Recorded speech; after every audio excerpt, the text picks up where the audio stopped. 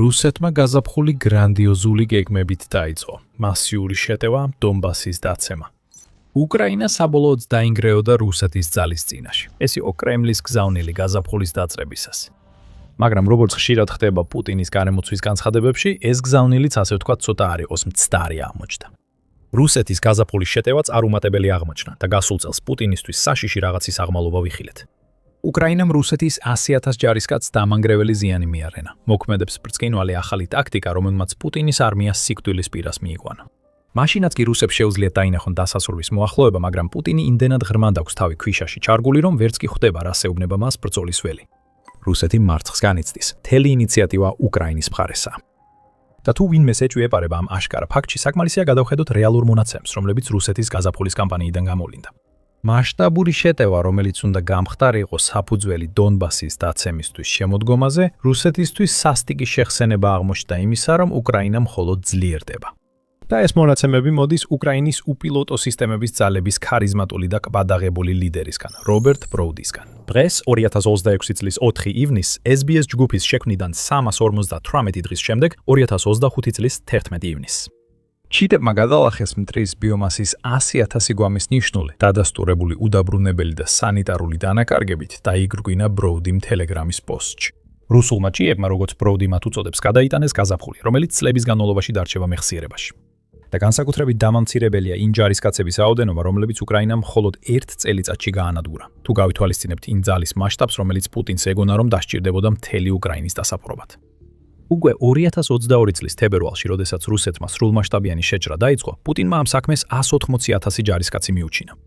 ამ ჯარისკაცებმა 4 მიმართულებით დაიწყეს შეტევა: კიევზე, დონბასზე, ტავრის სამხრეთ რეგიონზე და სიბერსკ-სლობუჟანსჩინის რეგიონზე. იდეა მარტივი იყო. გამოეწვიათ ცეცხლის ქარიშხალი, რომელიც უკრაინის 3 დღეში ჩამოშლას გამოიწვევდა. მაგრამ უკრაინა გადარჩა და ეხლა უკრაინამ იმდენი რუსი ჯარისკაცი გაანადგურა, რომ ეს რაოდენობა პუტინის თავდაპირველად დაგეგმილი ძალის ნახევარზე მეც აღემატება. რაც მას თავის მტრის დასამარცხებლად საკმარისად მიაჩნდა. ეს სირცხვილია. პუტინის სული მარცხის ნათელი დასტურია, რომ ვერ შეძლო იმ დიდი სამხედრო ტაქტიკოსის იმიჯის გამართლება, რომელიც თავისთვის ჰქონდა შექმნილი. მაგრამ ამ ყველაფერზე მეტად ის, რაც უკრაინამ 2026 წლის გაზაფხულზე შეძლო, ქვეყნის ტაქტიკური გენიალურობის დამსახურებაა, რადგან მან აიღო იარაღი, რომელმაც უკრაინის ომი განსაზღვრა და გადააქცია ნამდვილ გარდამტეხ ფაქტორად, რომელსაც პუტინი ვერასდროს წარმოიდგენდა. უკრაინაში სიტუაცია იწყებს შეცვლას. მაგრამ სანამ მიზეზებზე გადავიდოდეთ, კიდევ რამდენიმე რიცხვსაც ხوار გადავხედოთ. უკრაინის მდგომარეობის შემოbrunება პირდაპირ უკავშირდება უპილოტო სისტემების ძალების, ანუ USF-ის შექმნას უკრაინის არმიაში 2025 წლის 11 ივნისს. უკრაინა, რა თქმა უნდა, ამ ძალის შექმნამდე ბევრად ადრე აქტიურად იყენებდა დრონებს, მაგრამ USF-ის ჩამოყალიბებასთან ერთად გაჩნდა სისტემატიზაცია, კონტროლი და თანამშრომლობა. დრონების სტრატეგიის ფორმალიზებამ, რომელმაც 2025 წლის მეორე ნახევარში დაიწყო რუსეთისთვის მძიმე ზიანის მიყენება და 2026 წლის შუა წერტილისკენ უკრაინის ომში ნამდვილ გარდამტეხ ძალად იქცა.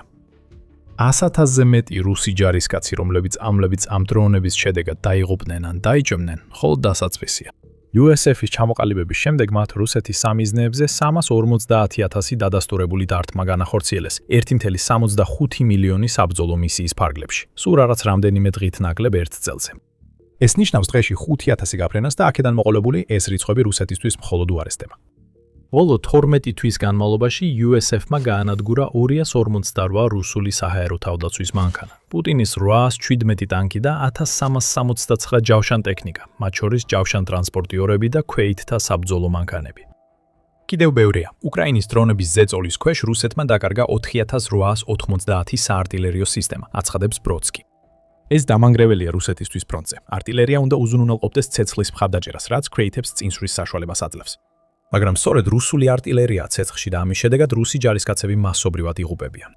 და ეს გრძელდება. 342 თვითმავალი საარტილერიო სისტემა, 13 თვითმფრინავი და ვერტმფრენი, 291 მრავალჯერადი სარაკეტო სისტემა, განსაცვიფრებელი 26,430, ლოგისტიკური მანქანა და კიდევ უფრო მეტი სადაზვერო და დათმეთი დრონი.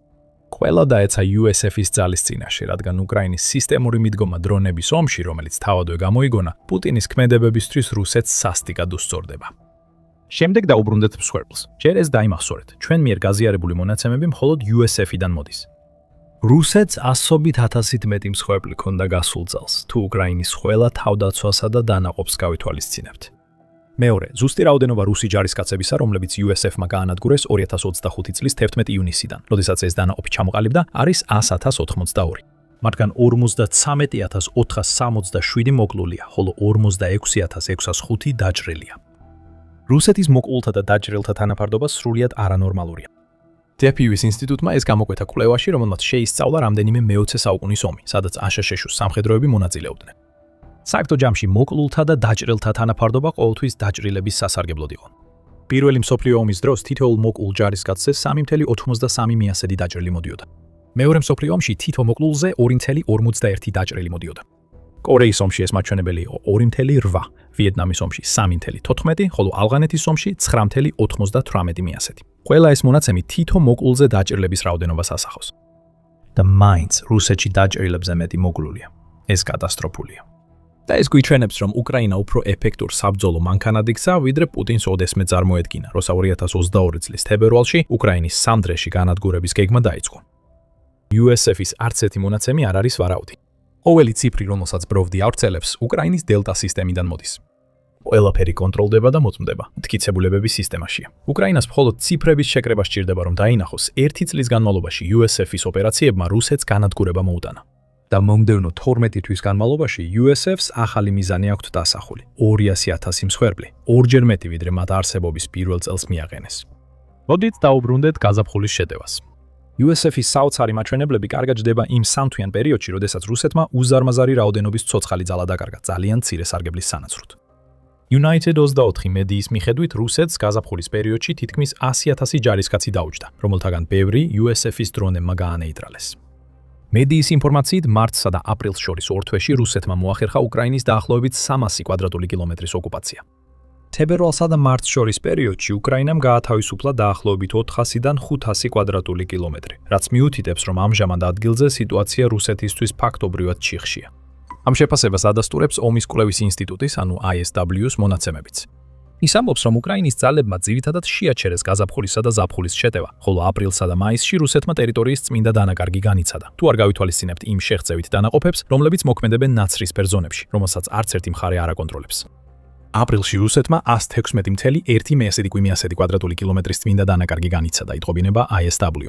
მაისი რუსეთისთვის კიდევ უფრო მძიმე იყო. დაახლოებით 291.10 კვადრატული კილომეტრის წმინდა დანაკარგი მიუთითებს იმაზე, რომ ეს იყო ყველაზე მძიმე პერიოდი მასშტაბით, რაც რუსეთს არ უნახავს. 2023 წლის ზაფხულის უკრაინის მასშტაბური კონტრშეტევის შემდეგ. შეიძლება სიტყვა სტაგნაცია არასწორად იყოს შერჩეული. რუსეთი აქტიურად კარგავს ტერიტორიებს უკრაინასთან. გაზაფხული რუსეთისთვის წარუმატებელი აღმოჩნდა. ზაფხულიც დიდად არ იქნება უკეთესი, განსაკუთრებით მაშინ, როცა USF აძლიერებენ დარტყმებს.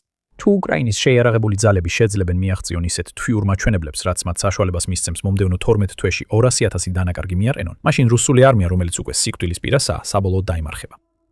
ბოლო დროის ცნობები მიუთითებს, რომ რუსეთის შორმანძილზე განხორციელებული თავდასხმები უკრაინის სამოქალაქო მოსახლეობაზე გაძლიერდა, პარალელურად პუტინის ძალების სახმელეთო მარცხის პარალელურად. ეს თითქოს უნდა იყოს რუსეთის საჰაერო ძალების დემონსტრაცია. სინამდვილეში ასე არ არის. რაც ჩვენ ხედავთ ამ გაძლიერებულ თავდასხმებში უკრაინის მოსახლეობის ცენტრებსა და ქალაქებზე, არის უკვე ჩამოშლილი რუსული შეტევის უკანასკნელი ამოსუნთქვა. რუსეთი აკეთებს ისეთ რაღაცებს, როგორიცაა 1500 დრონის გაგზავნა კიევში და მის მიმდებარე ტერიტორიებზე ერთ დღეში, რადგან სასოწარკვეთილია. დრონების დიდი რაოდენობა ქმნის შთაბეჭდილებას, თითქოს რუსეთს აქვს ინიციატივა ბრძოლის ველზე. უკრაინის შეიარაღებული ძალების მონაცემები აჩვენებს, რომ ასე არ არის. მაგრამ უფრო მეტიც, ისინი მიუთითებენ უკრაინის სტრატეგიის ევოლუციაზე, რომელსაც რუსეთი ვერ უმკლავდება. ამ ევოლუციამ მთლიანად შეცვალა ყველაფერი უკრაინის ომში, მაგრამ სანამ ამაზე გადავიდოდეთ, მცირე შენიშვნა. ეს არის სამხედრო შოუ. თუ არხიდან სარგებელს იღებთ, ახლა იდეალური დროა გამოიწეროთ, რომ არასდროს გამოდოოთ ჩვენი ვიდეოები. ახლა კი უკრაინის განახლებული ტაქტიკა. კერძოდ რა ტაქტიკებია ეს? ადრე ვთქვით, რომ დრონები წლების განმავლობაში მნიშვნელოვან როლს ასრულებდნენ უკრაინის სტრატეგიაში. მაგრამ ის, რასაც უკრაინის შეიარაღებული ძალების მონაცემები გვიჩვენებს, არის ის, რომ ადრე, როდესაც უკრაინული დანაყოფები დრონებით რუსეთს კოორდინაციის გარეშე ურტყამდნენ, ეხლა ეს გადაიქცა სისტემურ კამპანიად, რომელსაც ხელმძღვანელობს უკრაინის შეიარაღებული ძალები და რომელმაც რობოტიკის ძალა მოიტანა ბრძოლის ველზე. უკრაინაში ვითარება იცვლება, რადგან ის რობოტების არმია, რომელსაც ქვეყანა წლების განმავლობაში ქმნიდა, ახლა უფრო დიდი და ორგანიზებულია ვიდრე ოდესმე. უკრაინა ახლა სამხედრო დრონების ტექნოლოგიაში მსოფლიო ლიდერია. ობზერვერის ინფორმაციით, ქვეყანა ყოველწლიურად მინიმუმ 4 მილიონ დრონს აწარმოებს.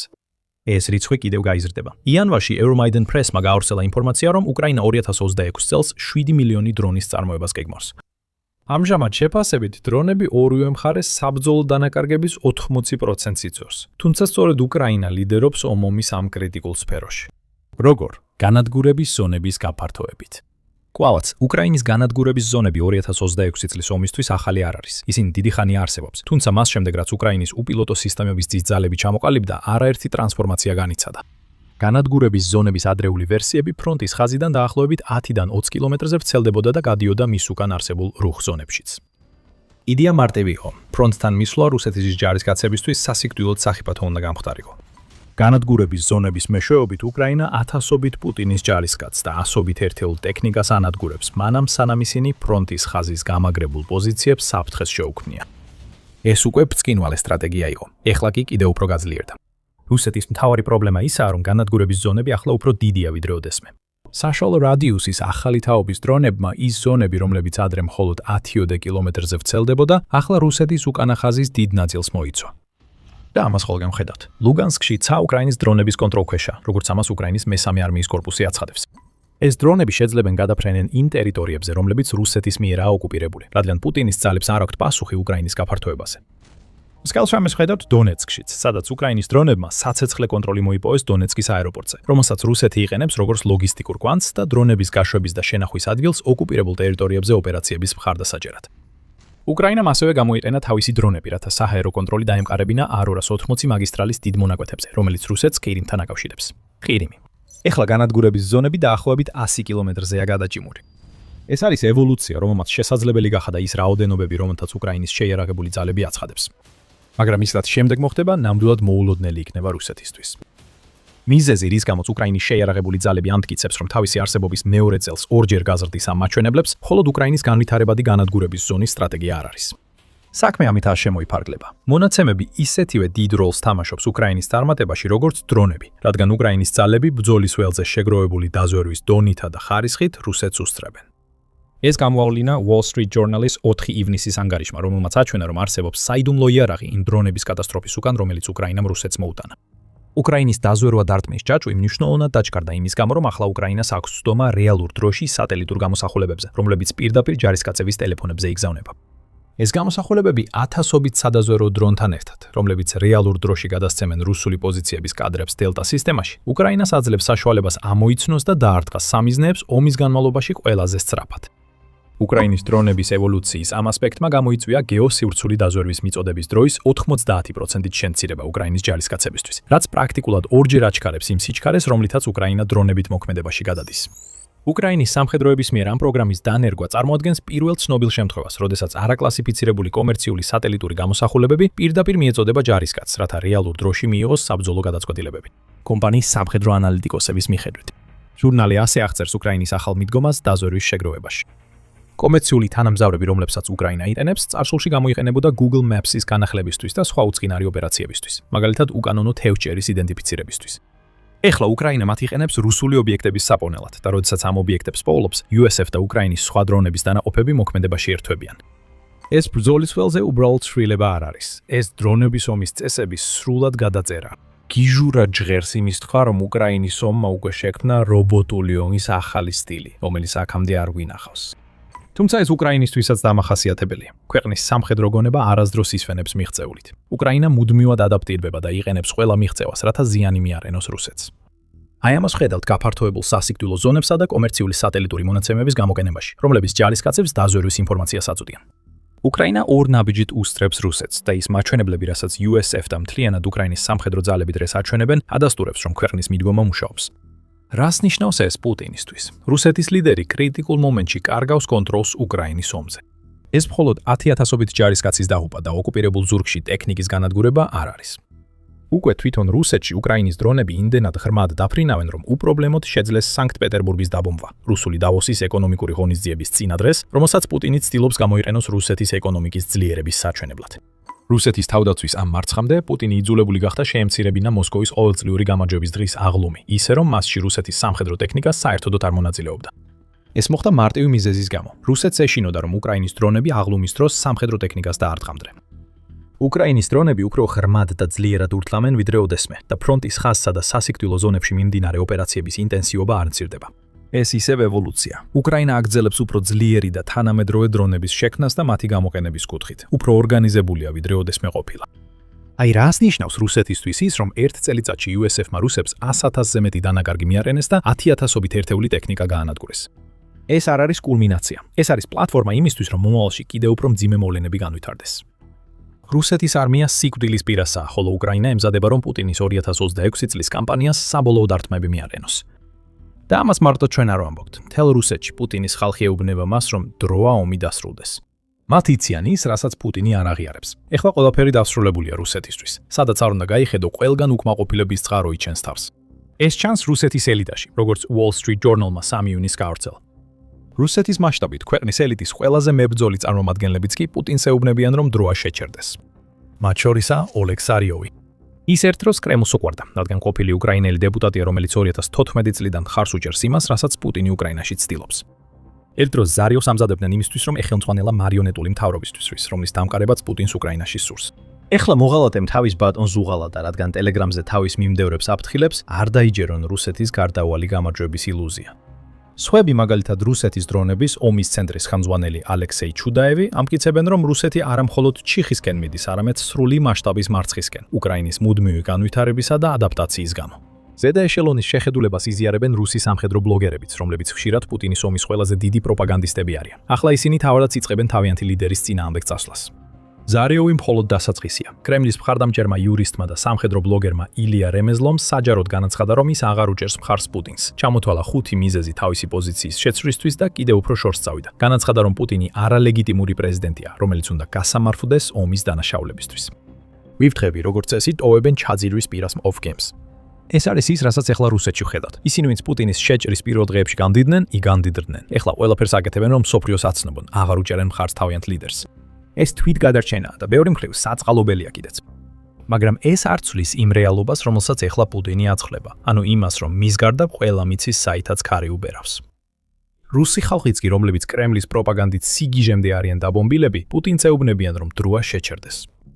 TVP World-ის მიხედვით, რუსეთის არამთავრობო ლევადას კვლევითი ცენტრის მიერ თებერვალში ჩატარებულმა გამოგითხვამ აჩვენა, რომ მხოლოდ 24% სურს ომის გაგრძელება.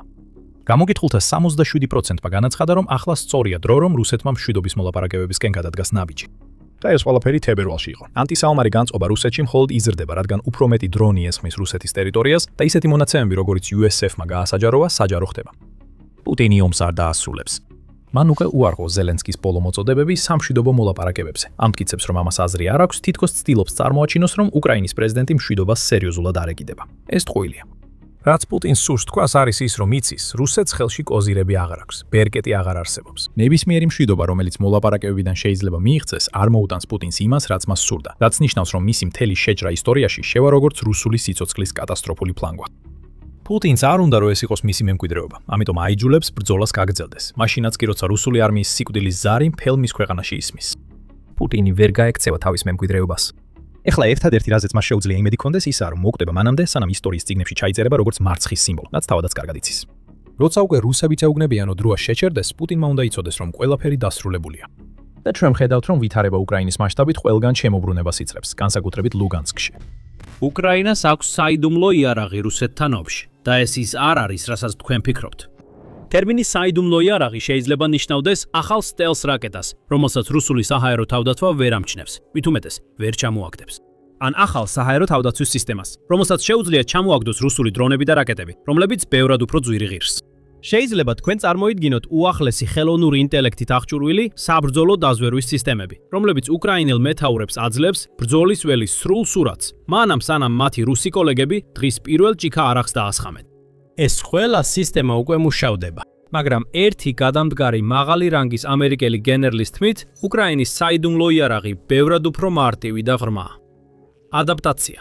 ავტორიტეტულ ამერიკულ ჟურნალ The Bulwark-ში ახლახან გამოქვეყნებულ სარედაქციო სტატიაში გადამდგარი გენერალ-ლეიტენანტი მარკ ჰერტლინგი დამაჯერებელ არგუმენტს აყენებს. იმას, რომ უკრაინის უნარმა გადააჭარბოს რუსეთს აზროვნებაში და შესაბამისად ინოვაციებში, საშუალება მისცა მას, რომ ომის მეხუთე წელს სტრატეგიული ინიციატივა დაებრუნებინა. აი როგორ აანალიზებს ჰერტლინგი სიტუაციას და რას ნიშნავს ეს კონფლიქტის შედეგისთვის. ეხლა ჰერტლინგი ნამდვილად არ არის რიგითი კაბინეტში მოკალათებული ექსპერტი. ის იყო აშშ-ის არმიის ევროპული სარდლობის მეთაური 2011 წლიდან 2012 წლამდე. მან ასევე უხელმძღვანელა პირველ ჯავშან სატანკო დივიზიას გერმანიაში, რომელიც იყო ნატოს მრავალეროვნული დივიზია. ერახში ძალების ზრდის პერიოდში 2007-დან 2009 წლამდე. ასე რომ მას კარგად ესმის არა მხოლოდ აღმოსავლეთ ევროპის თეატრის, არამედ იმაზეც თუ როგორ იბრძვიან და იგებენ ომებს ოპერაციულ და სტრატეგიულ დონეზე. და სწორედ ამ ფართო პრაქტიკულ გამოცდილებას ეყრდნობა ის, როდესაც ამ არგუმენტს აყალიბებს.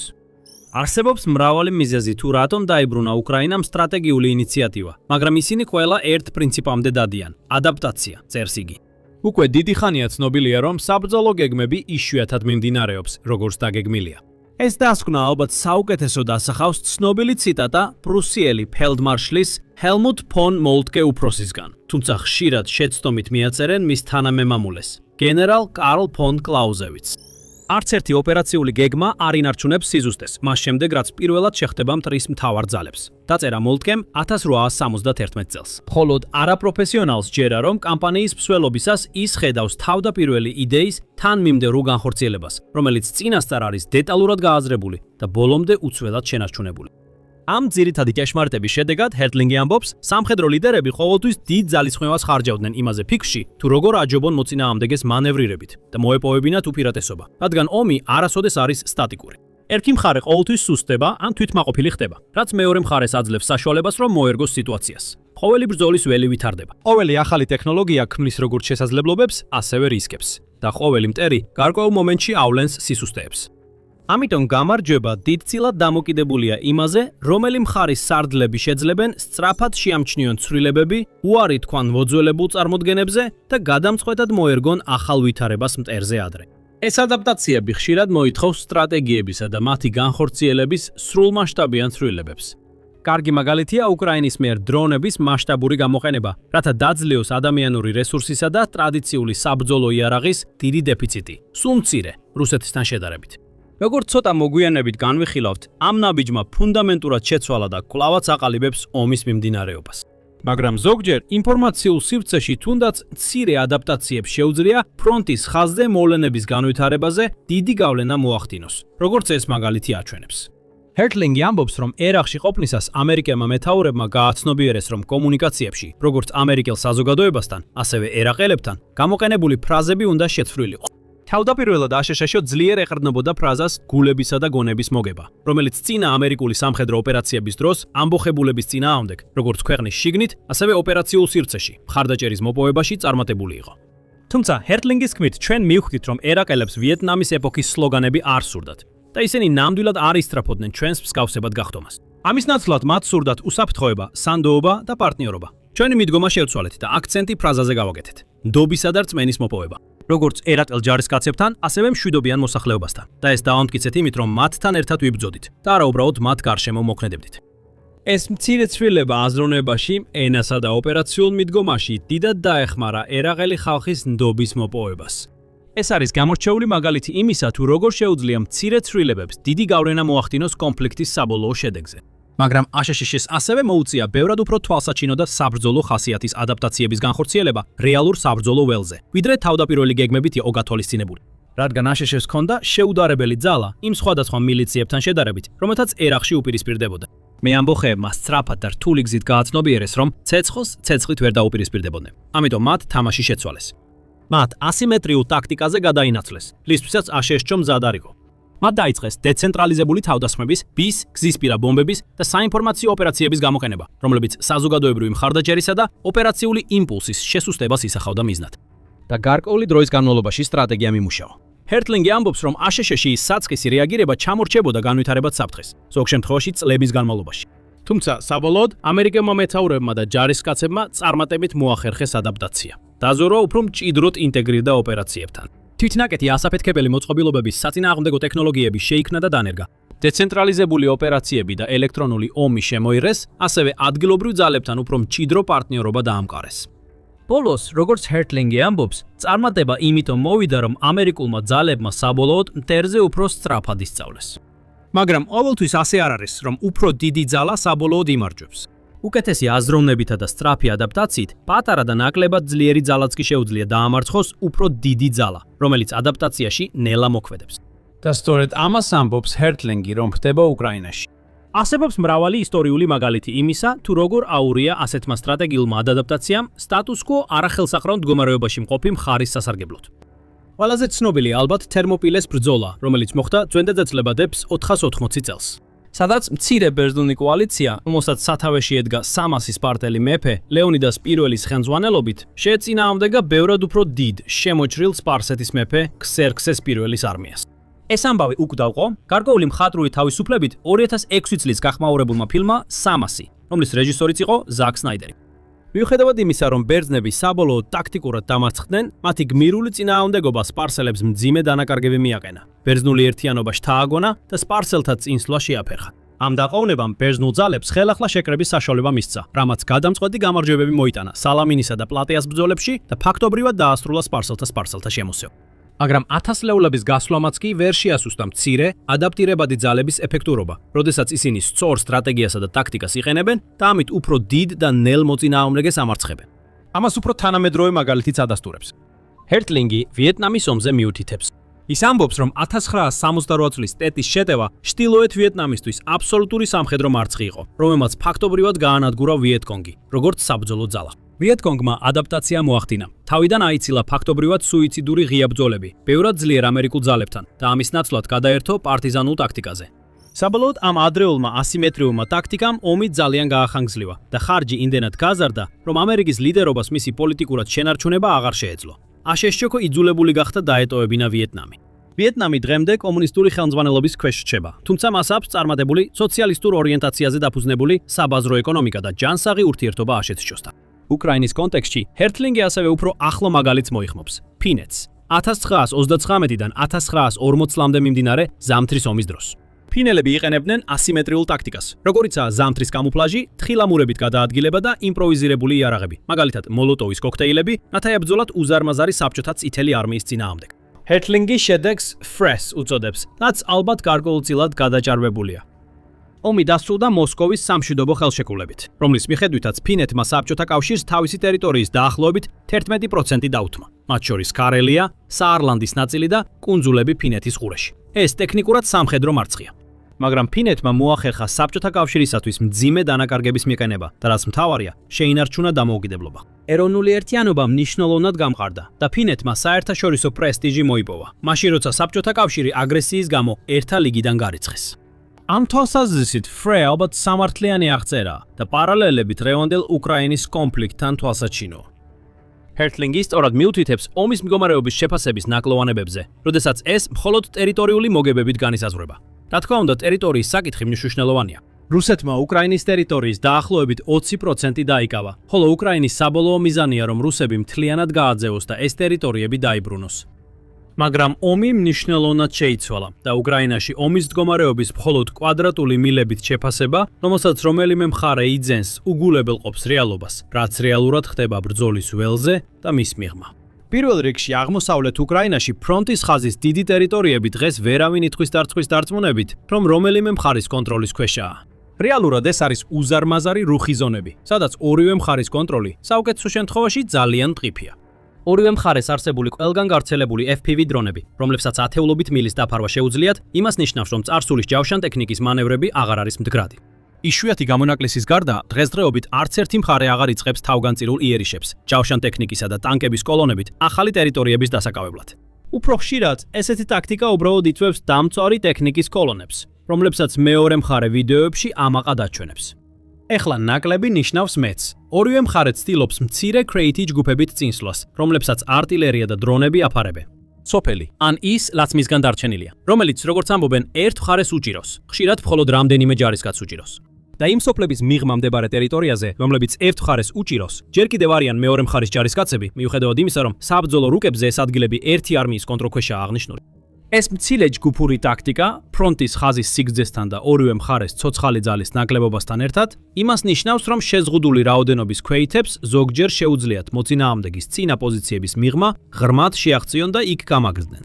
რეგულარული მარაგის დრონებით მიწოდების პირობებში მათ შეუძლიათ ამ პოზიციების შენარჩუნება თვეების განმავლობაში, რაც ფაქტობრივად ანადგურებს მოწინააღმდეგის მიერ ტერიტორიის უსაფრთხო კონტროლის ნებისმიერ წარმოდგენას. დრონების ფართოდ გამოყენება ნიშნავს, რომ ფრონტის ხაზები არასოდეს არის საბოლოოდ განსაზღვრული, მაგრამ დრონებმა ასევე ფაქტობრივად ეგრეთ წოდებულო ახლო ზურგიც თავად ბრძოლის ველად აქციეს. წასულს ჩაბარდა ის დრო, როცა არმია კოლონებით წინ მიიწევდა, ახალ მოწინავე პოზიციებს ამყარებდა და შემდეგ ამ პოზიციებს უსაფრთხო ლოგისტიკითა და საწყობებით ინარჩუნებდა, რომლებიც ათეულობით მილზე ვრცელდებოდა ზურგში. დღეს სატელიტური და დრონების მეთვალყურეობის, ასევე ზუსტი დარტყმის რაკეტებისა და ჭურვების გამოყენების პირობებში ახლო ზურგი აღარ არის ისეთი უსაფრთხო, როგორიც ადრე იყო. მართლა ორივე მხარესთვის ლოგისტიკის დასუსტება, მარცვისა და კონტროლის დარღვევა და მომარაგების განადგურება ახლო ზურგში ისეთივე პრიორიტეტული გახდა, როგორც მოწინავე ფრონტის ძალებზე შეტევა. ჰერტლინგი ამტკიცებს, რომ უკრაინამ ამ ახალი საბრძოლო რეალობებს ბევრად უფრო სწრაფად და ეფექტურად მოერგო, ვიდრე რუსეთი. დრონების, ზუსტი დარტყმების, ელექტრონული ომისა და ინდუსტრიულ ინფრასტრუქტურაზე ფრონტის ხაზიდან შორს განხორციელებული თავდასხმების სტრატეგიამ უკრაინის პრეზიდენტ ვლადიმირ ზელენსკის შორეული სანქციების ჩათვლით უკრაინას ომში ინიციატივის დაბრუნების საშუალება მისცა. დადასტურების მაგალითად, ის მიუთითებს ომის კვლევის ინსტიტუტის ბოლო შეფასებებზე, რომლებიც ამტკიცებენ, რუსულმა ძალებმა 2026 წლის აპრილში მთელ ფრონტზე ტერიტორიული დანაკარგი განიცადეს, რაც პირველად მოხდა 2024 წელს უკრაინის კურსკის ოპერაციის შემდეგ. ეხლა უბრალოდ სწრაფად შეგახსენებთ, რომ გამოიწეროთ არხი, თუ ჯერ არ გაიგეთებიათ ეს. სამხედრო გადაცემაში ჩვენ ყოველდღიურად გთავაზობთ განახლებებს ყველაზე მნიშვნელოვან სამხედრო მოვლენებზე და ვაკეთებთ დეტალურ ანალიზს, თუ რას ნიშნავს ეს მოვლენები. ასე რომ დააჭირეთ გამოწერის ღილაკს, რომ არაფერი გამოგჩეთ.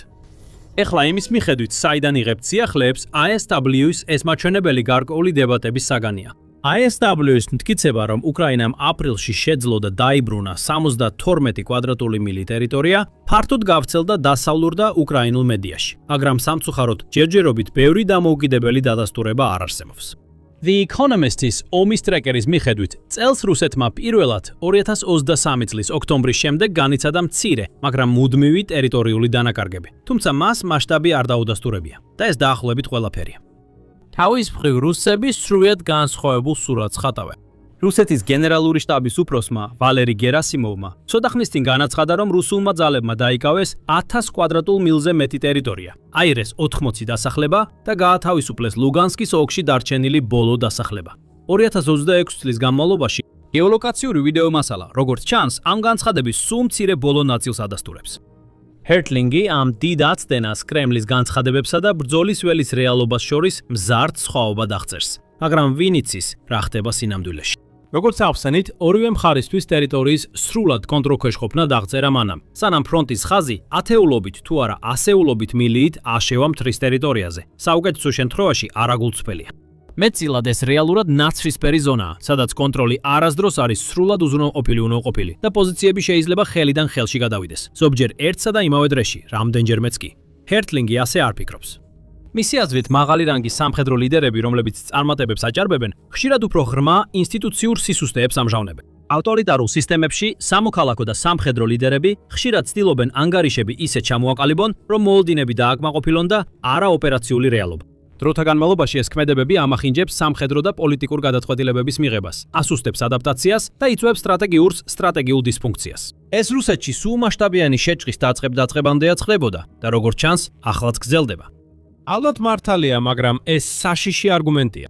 მიუხედავად იმისა, რომ რუსეთი რამდენჯერმე გამოიჭირეს იმაში, რასაც რუსი სამხედრო ბლოგერები ირონიულად ლამაზ ანგარიშებს უწოდებენ, უკრაინაც არ ყოფილა დაცული თავისი ანგარიშების გალამაზებისგან. 2026 წლის აპრილში 14 ცალკეული მექანიზებული ბრიგადის და 10 არმიის კორპუსის მეთაურები გაათავისუფლეს მას შემდეგ, რაც გამოძიებამ გამოავლინა, რომ მათ მნიშვნელოვანი მომარაგების ჩავარდნები დამალეს. ჯარისკაცები აღმოჩენილნი იყვნენ ძლიერ გამოფიტულების, საკვების და ცხლის ნაკლებობის გამო და პოზიციები დაკარგეს. გენერალურმა შტაბმა განაცხადა, რომ წინა ხელმძღვანელობამ რეალური მდგომარეობა დამალა. ადრე 2025 წლის ბოლოს 54 მექანიზებული ბრიგადის და 10 მთის შეტევითი ბრიგადის მეთაურები გაათავისუფლეს ანგარიშების სისტემატურად გაყალბების გამო. მათ მოიტყვეს სევერსკის მიმდებარე პოზიციების დაკავებაზე, რომლებიც ჯარებმა უკვე დატოვეს. რის შედეგადაც ქალაქი რუსულმა ძალებმა მინიმალური წინააღმდეგობით აიღეს. სამწუხაროდ, ეს სულაც არ არის ერთეული შემთხვევები.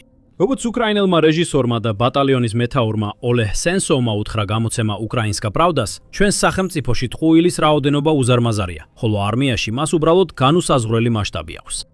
ჰერტლინგის ლოგიკით, ეს უკრაინასაც, როგორც რუსეთს, ავტორიტარულ სისტემად აქცევს და ეს ნამდვილად არ არის ის აზრი, რომლის თქმაც მას სურს. მისი აზრი ისაა, რომ მაშინ, როცა რუსეთი ტერიტორიული მიღწევების შესახებ თხუის და წაბურძიგებულია, უკრაინა ტაქტიკურად და ოპერატიულად განაგრძობს განვითარებას. ამ განცხადების მეორე ნაწილი უდაოდ სიმართლეა. როგორც ჰერტლინგი განმარტავს, უკრაინელმა მეთაურებმა ყოველთვის იცოდნენ, რომ ისინი ვერ შეძლებდნენ უსასრულოდ საარტილერიო ჭურვების, ჯავშან ტექნიკისა და ჯარისკაცების ცხარჯვას უფრო დიდი და მეტი რეზერვის მქონე მოწინააღმდეგის წინააღმდეგ. ამიტომ იმის ნაცვლად, რომ ეცადათ რუსეთის რაოდენობრივ უპირატესობას გათანაბრებოდნენ, უკრაინამ სულ უფრო მეტად დაიწყო შეტევა რუსეთის სამხედრო-სამრეწველო სისტემის სუსტი წერტილების წინააღმდეგ. წინა ხაზზე ძალების ამოწურვაზე კონცენტრირების ნაცვლად, უკრაინამ ასიმეტრიულ ტაქტიკაზე გადაინაცვლა. კერძოდ, შორი მანძილის თავდასხმითი დრონებისა და რაკეტების მარაგის მნიშვნელოვნად გაზრდით, უკრაინა სულ უფრო მეტად ესმის თავს იმ ინფრასტრუქტურას, ლოგისტიკას, ენერგიის წარმოებას, ნავიგაციის სისტემებსა და სამრეწველო ობიექტებს, რომლებიც რუსეთის საბრძოლო ოპერაციებს უზრუნველყოფს. და როგორც ჩანს, ეჭვი არ არის, რომ ამ თავდასხმებს მძიმე ზიანი მოაქვს. გადასტურებული ვიდეომასალის მზარდი არქივი ადასტურებს, რომ სულ უფრო მეტი მსხვილი ნავთობგადამამუშავებელი ქარხანა, საწვავის საცავი, ასაფეთქებელი ობიექტი და ქარხანა, როგავშია, რომელიც დაკავშირებულია რუსეთის დრონებისა და რაკეტების წარმოებასთან, ზიანდება და ეს შემთხვევები სულ უფრო ხშირად ხდება. უკრაინული თავდასხმების შედეგად ახლახან დაზიანდა კირიშის ნავთობგადამამუშავებელი ქარხანა სანქტ-პეტერბურგთან ახლოს, რომელიც რუსეთის ერთ-ერთი უმსხვილესი გადამამუშავებელი ობიექტია. ბოლო კვირებში მათ ასევე დაარტყეს ვნიერ პროგრესის ქარხანას ჩუაშეთში, რომელიც აწარმოებს ნავიგაციისა და ელექტრონული ომისადმი მდგრად მართვის სისტემებს, რომლებიც გამოიყენება რუსულ დრონებსა და რაკეტებში. და ეს მხოლოდ ორი მაგალითია მრავალთაგან. ჰერტლინგისთვის ეს თავდასხმები ასახავს სულ უფრო დახვეწილ სადაზვერვო შეგროვებასა და სამიზნე პრიორიტეტებს, რომლებიც მიზნად ისახად ისახავს რუსეთის სამხედრო მანქანის დამაკავშირებელი რგოლების მოშლას. უკრაინის მსგავსად რუსეთის საჰაერო თავდაცვა ამ დრონების უმეტესობას ანადგურებს, მაგრამ ამ დღეებში რუსეთში იმდენი დრონი შედის, რომ სულ უფრო მეტი მათგანი აღწევს მიზანს. და არა უბრალოდ სადმე, არამედ მოსკოვსა და სანქტ-პეტერბურგში, რუსეთის ყველაზე ძვირფას და კარგად დაცულ ადგილებში. დასალური დაზვერვის შეფასებების მიხედვით ამის შედეგად რუსეთის ხელისუფლებამ გაამკაცრა უსაფრთხოების ზომები ვლადიმირ პუტინისა და რუსეთის მთავარი ხელმძღვანელობის ობიექტების გარშემო. სხვა ცნობები ამტკიცებს, რომ უკრაინული თავდასხმები, განსაკუთრებით მოსკოვზე, აიძულებს რუსეთის ხელისუფლებას გადაადგილოს საჰაერო თავდაცვის სისტემები ელიტური ხელმძღვანელობის ობიექტებისა და კრიტიკული ინფრასტრუქტურის დასაცავად. ჰერტლინგი არ უარყოფს, რომ ამ ცნობების ნაწილი შესაძლოა გარკვეულწილად გადაჭარბებული იყოს, მაგრამ მისი თქმით, მათი სიზუსტე საბოლოო ნაკლებად მნიშვნელოვანია იმ ფართო სტრატეგიულ რეალობასთან შედარებით, რომელსაც ისინი ასახავენ. უკრაინამ შეძლო ომი რუსეთში გადმოეტანა. ამას ხედავთ ჩვეულებრივი რუსების სახეებზე, ან უფრო სწორად, მათ ტელეფონებზე. მთავრობამ რუსეთში Telegram-ის აპლიკაციაზე ცდომა შეზღუდა, რაც, როგორც ჩანს, ომთან დაკავშირებული უარყოფითი ამბების გავრცელის შელების შეზღუდვას ემსახურება. წინამძღოლში გაგიჭირდება ტიპოვოთ რუსული აქტიური არხი, სადაც ამ ნაბიჯით უკმაყოფილება არ გამოითქმის. ზრდადი ხარჯებისა და სერიოზული წნეხის ქვეშ მყოფი ეკონომიკის ფონზე ამ ნაბიჯმა უდაოდ მნიშვნელოვნად გააუარესა განწყობა რუსეთში.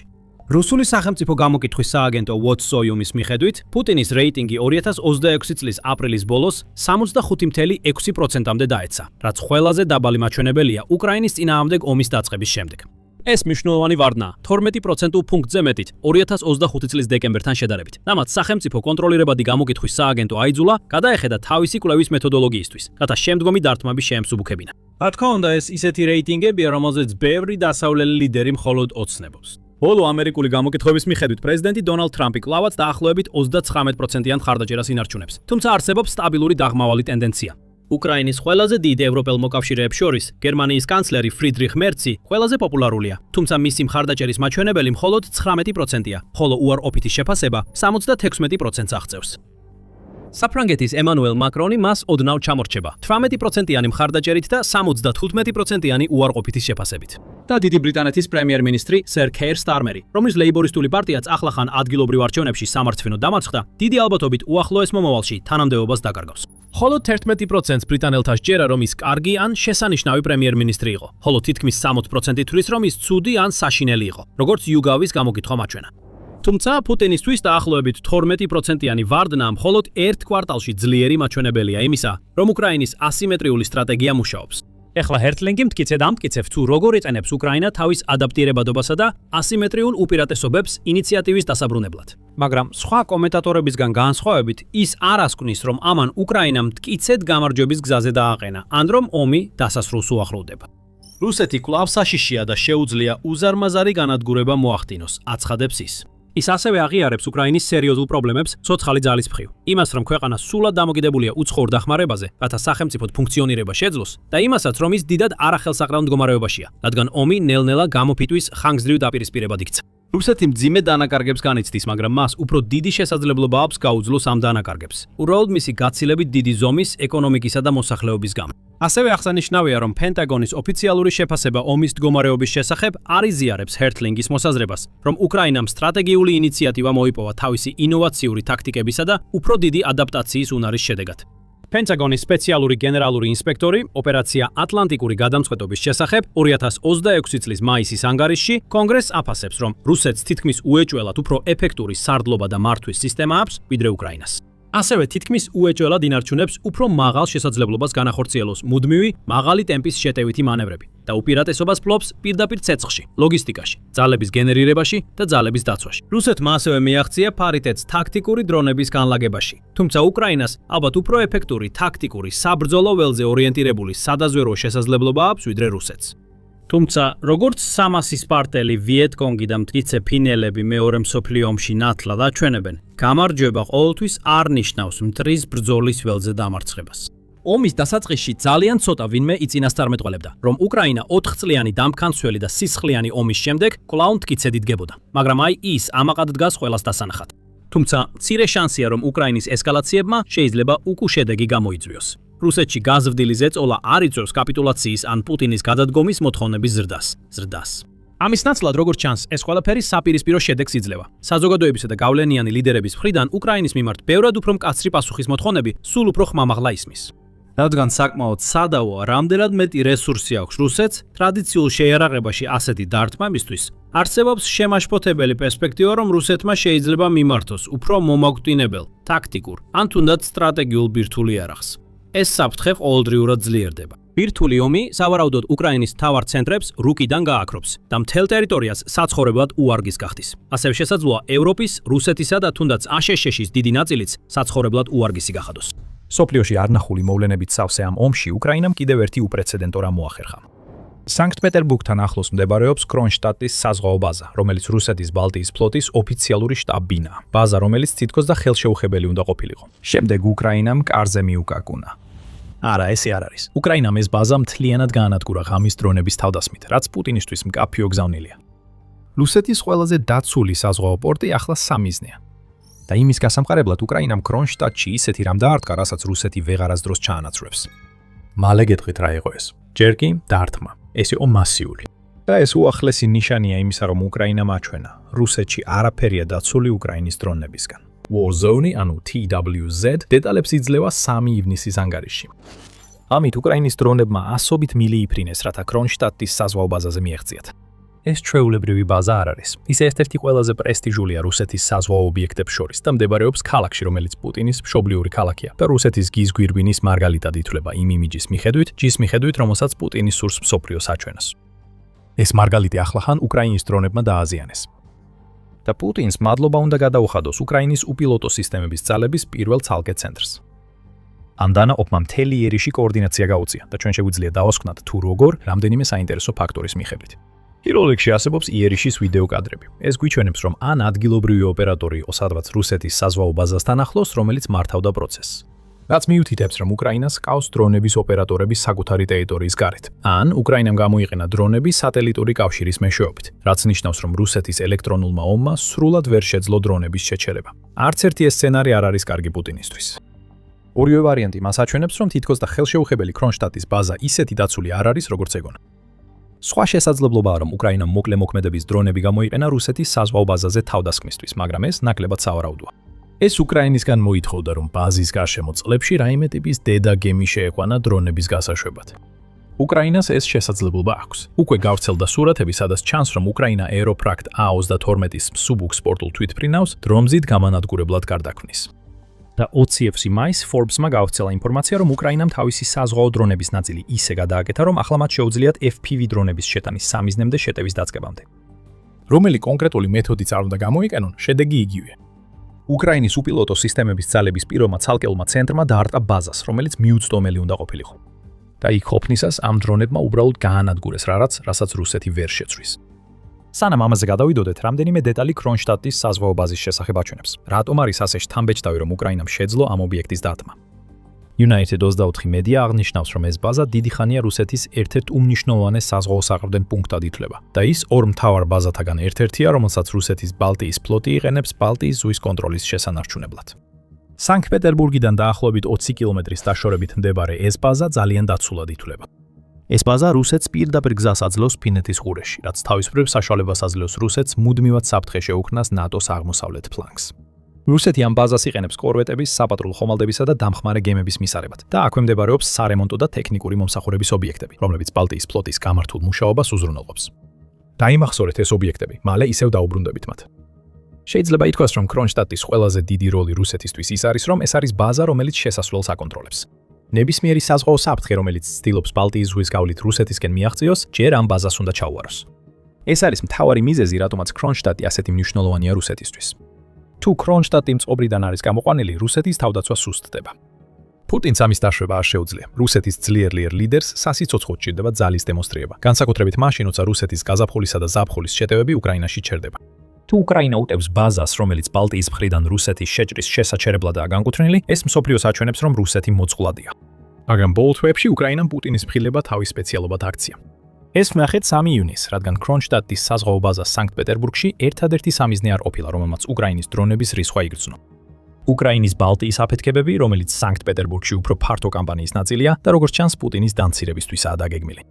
ქალაქის სხვა ნაწილში უკრაინამ დაარტყა სანქტ-პეტერბურგის ნავთობის ტერმინალს, რომელიც რუსეთის ერთ-ერთი უდიდესი ნავთობის საექსპორტო ჰაბია. CNN-ის ინფორმაციით ეს ტერმინალი მნიშვნელოვან როლს ასრულებს რუსეთის ლოგისტიკასა და საწვავის ექსპორტში. ამიტომ მისი დაკარგვა სერიოზულ პრობლემებს შეუქმნის პუტინის მარიონეტებს ფრონტზე. თუმცა სანქტ-პეტერბურგზე დარტყმები მხოლოდ რუსეთის საზღვაო რესურსებისა და ნავთობის ინფრასტრუქტურის დაზიანებას არ ეხებოდა. დროის შერჩევა იდეალური იყო. უკრაინის დრონები სწორედ იმ დღეს დაეშნენ, როდესაც სანქტ-პეტერბურგი მრავალდღიანი სანქტ-პეტერბურგის საერთაშორისო ეკონომიკური ფორუმის დაწყებას მასპინძლობდა. წლიური ღონისძიება, რომელსაც რუსულ დაოსსაც უწოდებენ, ათასობით სტუმარს მასპინძლობს მთელი მსოფლიოდა და ტრადიციულად ფორუმის ბოლოს ვლადიმერ პუტინს მთავარი მომხსენებლის სტატუსით მასპინძლობს. 3 ივნისი. ის დღე უნდა ყოფილიყო, როდესაც სანქტ-პეტერბურგი რუსეთის ეკონომიკური ძალის შუქურად იქცეოდა. ამის ნაცვლად ეს დღე იქცა დღედ, როდესაც ჰაერი კვამლით აივსო და ყველა საუბარი უკრაინის დრონებს შეეხებოდა, პუტინის ეკონომიკური ურთიერთობების დამყარების მცდელობის ნაცვლად. რუსეთის ლიდერი უბრალოდ უხერხულ მდგომარეობაში აღმოჩნდა. ის ალბათ მაინც გამოჩნდება ფორუმზე, მაგრამ ვერ გაექცევა იმ სირცხოს, რომელიც უკრაინამ მას ახლა მიარენა. უკრაინის პრეზიდენტმა ვოლოდიმირ ზელენსკიმ დაადასტურა, რომ უკრაინა იყო ამ ბოლო დარტყმების სერიის უკან. არსებობს დადებითი შედეგები ჩვენი შორ მანძილზე განხორციელებული დარტყმებიდან, რომლებიც ჩაატარეს SPUS უპილოტო სისტემების ძალების, სპეციალური ოპერაციების ძალების, უკრაინის თავდაცვის სამინისტროს სამხედრო დაზვერვისა და სახელმწიფო სასაზღვრო სამსახურის ჯარისკაცებმა, განაცხადა ზელენსკიმ ამის შემდეგ. მან ყურადღება გაამახვილა სანქტ-პეტერბურგის ნავთობის ტერმინალზე, თუმცა უკრაინის პრეზიდენტმა ასევე გააკეთა ბუნდოვანი განცხადება, რომ კრონშტადტის ბაზაზე მხოლოდ სამხედრო ობიექტებიც დაირტყა. ეს მსუბუქად ნათქვამია. რეალურად რაც კრონშტადტში მოხდა, სწორედ ეს არის უკრაინის სანქტ-პეტერბურგის დარტყმების მთავარი მოვლენა გოლენა. და მიზეზი, რატომაც ასეა, უკავშირდება ერთ ძალიან კონკრეტულ რამეს, რომელიც უკრაინის დრონების გამო ცეცხლშია გახვეული. ეს რაღაც რუსეთისთვის შეუცვლელია და წარსულში მას მნიშვნელოვანი როლი ჰქონდა იმაში, რომ ჩრდილოვანი ფლოტის გემები ბალტიის ზღვით დანიშნულების ადგილამდე მიეღწიათ. მაგრამ სანამ გაგიმხელთ, რას დაარტყა უკრაინამ კრონშტადტში, ერთი მოკლე შენიშვნა აქვს. თქვენ უყურებთ სამხედრო შოუს და ჩვენ სრულ ამბავს გიყვებით, არა მხოლოდ სათაურებს. თუ მოგწონთ ის, რასაც უყურებთ, აუცილებლად გამოიწერეთ არხი, რომ არც ერთი ჩვენი ვიდეო არ გამოგრჩეთ. კრონშტადტის საზღვაო ბაზის სიღრმეში იყო ერთი გემი. რუსული კორვეტი სახელად ბოიკი ბაზაზე შეკეთებას გადიოდა, სანამ ისევ ბალტიის ზღვაში დაბრუნდებოდა, სადაც პუტინის სურვილისამებრ რეგიონში საფრთხის შექმნას გააგრძელებდა. ეს აღარ მოხდება. რუსეთის გემი შეიძლება დაუძლებელ ბაზაში იყო დამალული, მაგრამ უკრაინა მის იპოვა და ქვეყნის დრონებმა გემს ძლიერი დარტყმა მიაყენეს. უკრაინის უპილოტო სისტემების ძალების მეთაურმა რობერტ ბროუდიმ გამოაქვეყნა ვიდეო მასალა, რომელიც აჩვენებს, რომ უკრაინამ 3 ივნისს კრონშტადტში ზუსტად ის დაარტყა, რასაც აპირებდა. ვიდეო მასალა გადაღებულია შემომავალი დრონების პერსპექტივიდან, როგორც TWZ-მ განმართა და ის აჩვენებს, რომ არა ერთი, არამედ 2 უკრაინული უპილოტო საფრენი აპარატი პირდაპირ მოხვდა ბოიკიზე. იმისთვის, რომ ეს დარტყმები განეხორციელებებინათ, უკრაინის დრონებს კრონშტადტის ბაზაზე საკმარისად ღრმად უნდა შეეღწიათ, რათა მიეღწიათ ბაზის მშრალ დოკამდე. სავარაუდოდ ამ პროცესში რუსეთის საჰაერო თავდაცვა გადაელახთ. და რასაც ხედავთ, როდესაც დრონები მიზნებს ხვდებიან, არის აფეთქებები, რომლებიც მიუთითებს, რომ რუსეთის კორვეტი უახლოეს მომავალში ვეღარ გაცურავს. მეორე დარტყმა, რომელიც როგორც ჩანს მთელ ზიანს აყენებს. Evermaiden Press-ი თავის ანგარიშში უკრაინის ბალტიის დარტყმის შესახებ ამბობს, რომ უკრაინის მეორე დრონმა პირდაპირ დარტყმა მიაყენა რუსეთის კორვეტის ცენტრს, რამაც მასიური ხანძარი გამოიწვია ბოიკის ხიდზე. მაგრამ ხანძარი მთავარი ამბავი არ არის. უკრაინა მიზანში ამოიღო ცენტრალური ანძა, რადგან ბოიკის ამ ნაწილში მდებარეობს ყველაზე ძვირადღირებული და მნიშვნელოვანი ელექტრონიკა, რომელსაც ეს სამხედრო გემი იყენებს. რუსეთის კორვეტს აქვს F2 ტიპის საჰაერო სადაზვერო რადარი, რომელიც უკრაინის დრონების გამო ცეცხლში გაეხვა. მას ასევე აქვს ელექტრონული ომის სისტემები, სანავიგაციო სისტემები და Monument I-ის მართვადი რაკეტების რადარი, რომლებიც ყველა სწორედ იმ ადგილას არის განთავსებული, სადაც უკრაინის დრონებმა დაარტყეს. უკრაინამ შეიძლება არ ჩაძირა ბოიკი, მაგრამ ფაქტობრივად იგივე გააკეთა. ამ აღჭურვილობის გარეშე გემი პრაქტიკულად უუნაროა, ყოველ შემთხვევაში ბალტიის ფლოტისთვის მისი სარგებლიანობის თვალსაზრისით. ბოიკი ვეღარ ხედავს და დაკარგა ის აღჭურვილობა, რომელიც თავდაპირველად უნდა დახმარებოდა ასეთ თავდასხმებთან გამკლავებაში. ეს არის უნწეო სამიზნე, უკვე დაზიანებული გემი, რომელიც ახლა სრულიად გამოუყენებელი გახდა და არავინ იცის რამდენ ხანს დარჩება ასე. მოვლენილი სატელიტური სურათები გვიჩვენებს, რომ რუსეთს არანაირი იმედი არ აქვს, რომ დაზიანებას დამალავს. ამ სურათებზე ჩანს სახანძრო ბრიგადები, რომლებიც გემზე გაჩენილ ხანძარს აკრობენ. ხანძრის შედეგად როგორც ხიდი, ასევე კოშკი გაშავებულია და ჩანს, რომ ნაწილობრივ ჩამონგრეულია. ეხლა ის წყალი, რომელსაც ხანძრის ჩასაკრობად იყენებენ, ნამდვილად არ იქნება კარგი ბოიკის ცენტრში დარჩენილი ელექტრონული კომპონენტებისთვის, რომლებიც უკრაინის დრონების მიერ გამოწვეულ ხანძარს გადაურჩნენ. რუსეთს მომავალში ბევრი კორვეტის შეკეთება მოუწევს. ამ ეტაპზე დიდი შანსია, რომ რუსეთმა საერთოდ უარი თქვას ბოიკიზე, განსაკუთრებით თუ უკრაინის დრონების მიერ მიყენებული ზიანი უფრო მასშტაბური აღმოჩნდება, ვიდრე აქამდე ვნახეთ. რუსეთისთვის ბოიკის დაკარგვა სერიოზულ პრობლემას შეუქმნის ქვეყნის პოზიციებს ბალტიის რეგიონში. ფიგზე ეს ძალიან საშიში ხომალდია. ეს ხომალდი ერთ-ერთი ყველაზე თანამედროვეა რუსეთში, რადგან ის პროექტი 20380 სტრელა გუშის კლასის კორვეტია, რომელიც რუსეთმა შექმნა როგორც მრავალფუნქციური გემი წყალში. ბოიკი უნდა შეძლოს ზედაპირულ წყალქვეშა და საჰაერო საფრთხეებთან გამკლავება და 2013 წლიდან ბალტიის ფლოტის შემადგენლობაშია. მიზეზი, რის გამოც ის საერთოდ კრონშტადტის საზღვაო ბაზაზე იმყოფებოდა, არანაირად არ უკავშირდებოდა მის დაზიანებას სამსახურებრივი მოვალეობის შესრულებისას.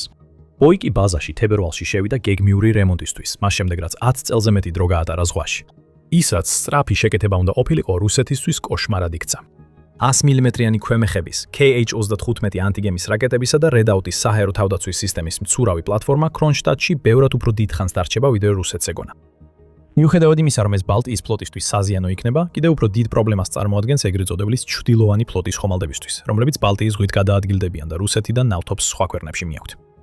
ბროვდი ამტკიცებს, რომ ბოიკი საოცარი მოგზაურობისა და თავგადასავლების ისტორია ჰქონდა ნატოს საზღვრებთან, ჩრდილოვან ფლოტთან ერთად. სხვა სიტყვებით რომ ვთქვათ, ეს ხომალდი სამხედრო ესკორტს უწევდა იმ საეჭვო ტანკერებს, რომლებსაც რუსეთი იყენებდა როგორც ნავთობისა და გაზის გადასატანად, ასევე ნატოს ქვეყნების წინააღმდეგ ჰიბრიდული ომის საწარმოებლად, რაც მოიცავს წყალქვეშა კაბელების დივერსიას და დრონების გაშვებას, რომლებიც ნატოს ტერიტორიაზე შედიან.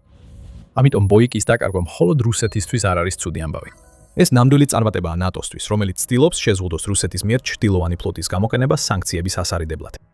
ეს ფლოტი პუტინისთვის ყველაფერს ნიშნავს. სამეფო გაერთიანებული სამსახურების ინსტიტუტის მიხედვით, რუსეთმა დახარჯა მინიმუმ 14 მილიარდი დოლარი თავისი საეჭვო გემების ფლოტის შესაქმნელად და ამ გემების მომსახურებით მან კიდევ მრავალი მილიარდი დოლარი გამოიმუშავა ნავთობის გაყიდვებიდან. Japan Forward-მა განაცხადა, რომ ამ გემების მიერ მიღებული შემოსავლიდან გადახდილი გადასახახადები პუტინის უკრაინის ომის ბიუჯეტის 40%-მდე უზრუნველყოფს. თუ ჩრდილოვან ფლოტს დააზიანებენ, პუტინის საომარი მანქანა დაიშლება. კორვეტის განადგურება, რომელიც პუტინის მოძველებული ტანკერების დაცვაში ეხმარება, დიდი ნაბიჯია. ისაც უკრაინამ ახლახან გააკეთა, მხოლოდ რუსეთისთვის დავანცირებელი არ არის. ეს მომავალში ჩრდილოვანი ფლოტის გემების დამების დაკავების შესაძლებლობებს ქმნის. უკვე ვნახეთ, რომ ნატოს ქვეყნები იწყებენ უფრო აქტიურად მოქმედებას პუტინის ნავთობის გემების დაკავებაში. უკრაინის ბალტიის დარტყმამდე მხოლოდ 2 დღით ადრე გავრცელდა ინფორმაცია, რომ საფრანგეთმა ატლანტის სანაპიროდან დაახლოებით 400 საზღვაო მილის დაშორებით ნავთობის ტანკერი სახელად ტაგორე დააკავა. და კიდევ რამდენიმე სხვა დაკავებაც მოხდა, რომლებმაც ყველა პუტინის ჩრდილოვან ფლოტს დაარტყა. ეხლა როცა ბოიკი აღარ არის ხელმისაწვდომი, პოტენციური დამკავებლებისგან დასაცავად შეიძლება უფრო მეტი ჩრდილოვანი ფლოტის გემი დავინახოთ, რომლებსაც დააკავებენ. შესაძლოა ახალი სტრატეგიის თესლი ახლახან დაითესა. უკრაინამ გაანადგურა რუსეთის ბალტიის ფლოტი, ხოლო ქვეყნის პარტნიორებმა დაიწყეს ჩრდილოვანი ფლოტის უფრო მეტი გემის შეჩერება ნავთობის გაყიდვაში. რუსეთს მოუნდება ბოიკის, რაც შეიძლება სწრაფად ჩანაცვლება, მაგრამ სწორედ აქ იმალება მთავარი პრობლემა. ეს ხომალდი პრაქტიკულად შეუცვლელია. რუსეთმა თავდაპირველად მხოლოდ პროექტ 20380-ის 6 ხომალდი ააშენა და როგორც ჩანს, ახალებს აღარ აშენებს. თუ პუტინი გადაწყვეტს ბალტიის ზღვაში მსგავსი კორვეტის გაგზავნას, ამისთვის მას მოუწევს რუსეთის ფლოტის სხვა ნაწილის დასუსტება. და იმის მიხედვით, თუ რამდენად სერიოზულია ზიანი, რომელიც უკრაინის დრონებმა მიაყენეს, რუსეთს შეიძლება ვეღარ შეეძლოს ბოიკში შეკეთება, რომელიც ახლა მისი ყველაზე მნიშვნელოვანი ბალტიის ბაზაზე უმოქმედოდ დგას. ელექტრონიკა, რომელსაც უკრაინამ დაარტყა, თავისთავად წარმოადგენს პრობლემას. როდესაც რუსეთი 10,000-ობით დასავლური სანქციის წნეხს განიცდის, მას სავარაუდოდ ძალიან გაუჭირდება ამ ელექტრონიკის სათადარიგო ნაწილების მოპოვება. თუმცა აქ კიდევ ერთი ფაქტორია გასათვალისწინებელი – უკრაინა. კონკრეტულად, უკრაინის გემთმშენებლები. მიუხედავად იმისა, რომ რუსეთის ფლოტისთვის ერთ-ერთი ახალი დამატება, ამ პროექტი 20380 სულაც არ არის ულტრათანამედროვე ხომალდი. ევრომაიდენის პრესა ავლენს, რომ ხომალდს არაეფექტური ძრავები და არასრულყოფილი მამოძრავებელი სისტემები აქვს, რაც მიუთითებს, რომ რუსეთმა სცადა საბჭოთა ეპოქის ტექნოლოგიის შეცმა უფრო თანამედროვე ელექტრონიკასთან, რათა შეექმნა კორვეტების კლასი, რომელიც უფრო თანამედროვე ჩანს ვიდრე სინამდვილეშია.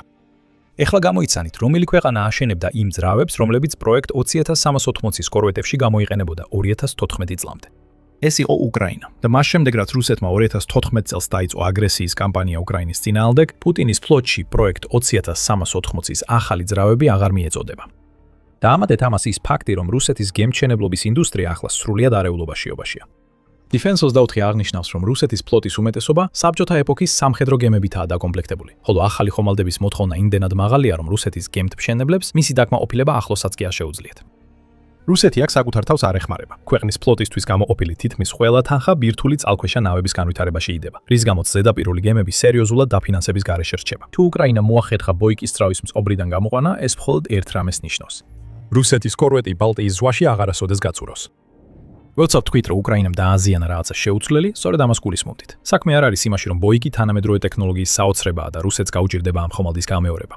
სინამდვილეში რუსეთის გემთმშენებლობა და საზღვაო დაფინანსება ისეთ მდგომარეობაშია, რომ ხომალდი, რომლის შეცვლა ან შეკეთება სხვა შემთხვევაში საკმაოდ მარტივი იქნებოდა, ახლა თვეების განმავლობაში თუ არა წლების განმავლობაში საზღვაო ბაზის მშრალ დოკში მოუწევს ყოფნა. ეს კიდევ ერთი დამცირებაა პუტინისთვის მისი სანქტ-პეტერბურგის კატასტროფის შემდეგ და სწორედ აქედან ჩანს, რატომ არის ასე მნიშვნელოვანი უკრაინის ბალტიის დარტყმები. მიუხედავად იმისა, რამდენად დიდია ის ფაქტი, რომ უკრაინამ ახლახან ბალტიის ფლოტის სამხედრო ხომალდი მწყობრიდან გამოიყვანა, უკრაინისთვის ნამდვილად მნიშვნელოვანია სიმბოლური მნიშვნელობა. როდესაც პუტინი ცდილობდა რუსეთის კალენდარში ერთ-ერთი ყველაზე მნიშვნელოვანი ეკონომიკური და გეოპოლიტიკური ღონისძიება დაეწყო, ქალაქში საუბრის თემა არ იქნებოდა დადებული გარიგებები, არამედ კვამლის სვეტები, მძვინძვინვარე ხანძრები და პარალიზებული გემები სულ რამდენიმე კილომეტრში. რაც უკრაინამ გააკეთა, არის დროული შეხსენება იმისა, რომ ომი, რომელიც პუტინმა დაიწყო, ახლა უკვე რუსეთში დაბრუნდა. ამას ვერ გაექცევი და მიუხედავად იმისა, რომ ზელენსკი ამტკიცებს, უკრაინა არ ადევნებს თვალს პუტინის გადაადგილებას სანქტ-პეტერბურგის დარტყმების შემდეგ, აქ აშკარაა დროის დამთხვევა. ეს დამთხვევა არ ყოფილა. უკრაინამ იდეალური დრო შეარჩია ბოიკის გასანადგურებლად. მაგრამ სანამ პუტინი ცდილობს შერცხვენა გადაფარადაფაროს, ახლა მისი ბევრად დიდი საზრუნავია ის, რომ ომში ახალი ფრონტი გაიხსნა. ბალტიის რეგიონი, რომელიც წლების განმავლობაში უსაფრთხო იყო უკრაინის დარტყმებისგან, ახლა უკვე ღიაა მოქმედებისთვის. ამ თავდასხმით უკრაინამ დაამტკიცა, რომ მისი დრონები 100 კილომეტრს დაფარავენ რუსეთის ერთ-ერთ ყველაზე დაცულ რეგიონში და მაინც შეძლებენ პირდაპირ დარტყმების განხორციელებას. მეტი თავდასხმა კიდევ იქნება. უკრაინის მთავარი სადაზვერვო სამმართველო აცხადებს, რომ ქვეყანას უკვე აქვს დრონები, რომლებიც 3500 კილომეტრამდე დაფრინავენ, რაც საკმარისად ღრმაა იმისთვის, რომ რუსეთის შორეული აღმოსავლეთიც კი დარტყმის ზონაში აღმოჩნდეს. რუსეთში აღარ დარჩა უსაფრთხო ადგილი და ეს პუტინს შეაშინებს. მას აღარ შეუძლია უბრალოდ შორიდან შეუტიოს უკრაინას იმ რწმენით, რომ პასუხი არ მოხვება. ეს განსაკუთრებით ასეა ბალტიის ზღვაში. წლების განმავლობაში უკრაინა ყურადღებას ამახვილებდა იმაზე, რაც შავ ზღვაში რუსეთის საზღვაო უპირატესობა უნდა ყოფილიყო. უკრაინამ წარმატებას მიაღწია. შავი ზღვის ფლოტის დაახლოებით 1/13 მწყობრიდან გამოვიდა, ხოლო დანარჩენი გაიქცა დასამალ ადგილებში და გზადაგზა ფაქტორად აღარ ითვლება. ეხლა როცა შავი ზღვა კონტროლის ქვეშაა, დღის წესრიგში ბალტიის ზღვა. ახალი ჩრდილოეთის ფრონტი გაიხსნა 100 კილომეტრით დაშორებული უკრაინის ფრონტის ხაზებიდან. ბალტიის ფლოტის ნებისმიერი ხომალდი, რომელიც ახლა პორტში შედის, აცნობიერებს, რომ არსებობს რისკი უკრაინის დრონებმა მათაც ესტუმრონ. ჩრდილის ფლოტის ხომალდებიც იგივე რისკის წინაშე აღმოჩნდებიან. ყოველ ჯერზე, როცა ისინი საწვავს ავსებენ, აცნობიერებენ, რომ ნავთობი, რომელსაც ეზიდებიან, შეიძლება ბოლოს დაიწვას. ეხლა პუტინს ბალტიის ზღვის დილემა აქვს. ხელშეუხებელი სამიზნედ იქცა და პუტინს არაფრის გაკეთება არ შეუძლია, გარდა იმისა, რომ კიდევ უფრო გააძლიეროს ის თავდაცვა, რომელმაც უკვე დაამტკიცა, რომ უკრაინის დრონების შეჩერება არ შეუძლია. ეს ძალის დემონსტრაცია უნდა ყოფილიყო, რუსული დავოსი. შანსი პუტინისთვის, რომ ლიდერებსა და ეკონომიკის მთავარ ფიგურებთან ეურთიერთა, როცა რუსული ძალის შესახებ იმეორებს. მაგრამ უკრაინამ ეს ახლახან დამცირებად აქცია. პუტინის მშობლიური ქალაქი სანქტ-პეტერბურგი იწვის ეკონომიკური ფორუმის წინასაღამოს, რომელიც რუსეთის ლიდერისთვის ყველაფერს ნიშნავს. ლენინგრადი ცეცხლშია. პუტინს მხოლოდ ყურება შეუძლია. და თუ საკუთარ თავს გულწრფელად შეხედავს, პუტინი იცის, რომ ამას ყველაფერს და კიდევ ბევრს იმსახურებს. უკრაინისთვის ეს მხოლოდ პუტინის გლობალურ ასპარეზზე დამცირება არ იყო. ეს იყო შურისძიება რუსული მიუტევებელი ხოცვა-ჟლეტის გამო. 3 ივნისის დილა პუტინისთვის განსაკუთრებული უნდა ყოფილიყო. ის დილას გაატარებდა რუსეთის კალენდარში ერთ-ერთი ყველაზე მნიშვნელოვანი ღონისძიებისთვის მზადებაში, სანქტ-პეტერბურგის საერთაშორისო ეკონომიკური ფორუმისთვის, ანუ SPIF-ისთვის. პუტინმა შეძლო ამ ფორუმის ჩატარება უკრაინაში შეჭრის მთელი პერიოდის განმავლობაში, ხოლო 2026 წლის ფორუმი უკვე მეხუთე იქნება, რომელიც საომარი პირობების ფონზე ჩატარდება. ეს არის ღონისძიება ღრმა ისტორიით, რუსეთის ძალაუფლების მთავარი გამოფენა, რომელიც 1997 წელს შეიქმნა და 2006 წლიდან სპეციალურად რუსეთის პრეზიდენტის პატრონაჟით ტარდება. სადაც პუტინს შეუძლია გამოიყენოს იგი როგორც მექანიზმი ურთიერთობების ასაშენებლად და რუსეთის ეკონომიკის გასაძლიერებლად. ციფრები გეუბნებათ ყველაფერს, რაც უნდა იცოდეთ იმის შესახებ, თუ რატო ანიჭებს პუტინი ამ ღონისძიებას ასეთ დიდ მნიშვნელობას. საუბარი არ არის მხოლოდ იმაზე, რომ SPIF პუტინის მშობლიურ ქალაქ სანქტ-პეტერბურგში ტარდება, თუმცა ეს ყოველთვის განსაკუთრებულ ადგილს დაიკავებს რუსეთის პრეზიდენტის შავ გულში. ეს არის ღონისძიება, რომლის შესახებაც ოფიციალური SPIF-ის ვებგვერდი ამტკიცებს, რომ 2025 წლის გამოცემაში 154 ქვეყნიდან 24,200 ადამიანს უმასპინძლა. იმ წლის SPIF-მა, როგორც ამბობენ 1084, შეთანხმების გაფორმებას შეუწყო ხელი, რომლის საერთო ღირებულება დაახლოებით 87,8 მილიარდი დოლარია და მასში 1300-ზე მეტი ექსპერტი და სპიკერი მონაწილეობდა. SPIF უბრალო გამოფენა არ არის. ეს პუტინისთვის მნიშვნელოვანია, რადგან ის ცდილობს შექმნას ნარატივი, რომ რუსეთი კვლავაც მნიშვნელოვანი გლობალური ეკონომიკური ძალაა.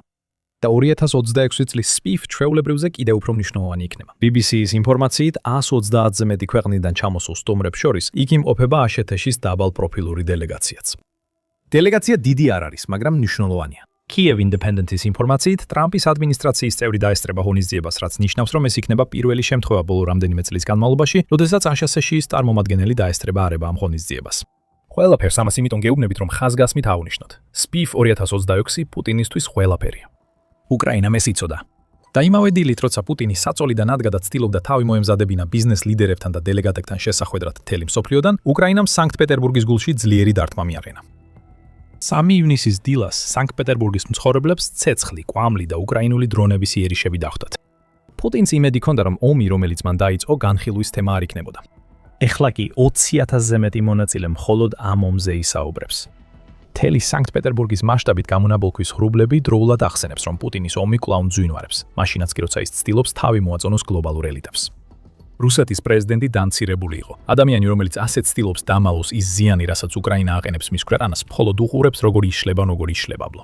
უკრაინამ არ გამოიჩინა მოწყალება, როცა მისი დრონები 3 ივნისის დილის საათებში სანქტ-პეტერბურგს დაატყდა თავს. როგორც Kyiv Post-ი უწყება, მთავარი სამიზნე იყო სააქციო საზოგადოება პეტერბურგის ნავთობტერმინალი, რომელიც ჩრდილო-დასავლეთ რუსეთის ერთ-ერთი უდიდესი ნავთობის გადამტვირთავი ობიექტია.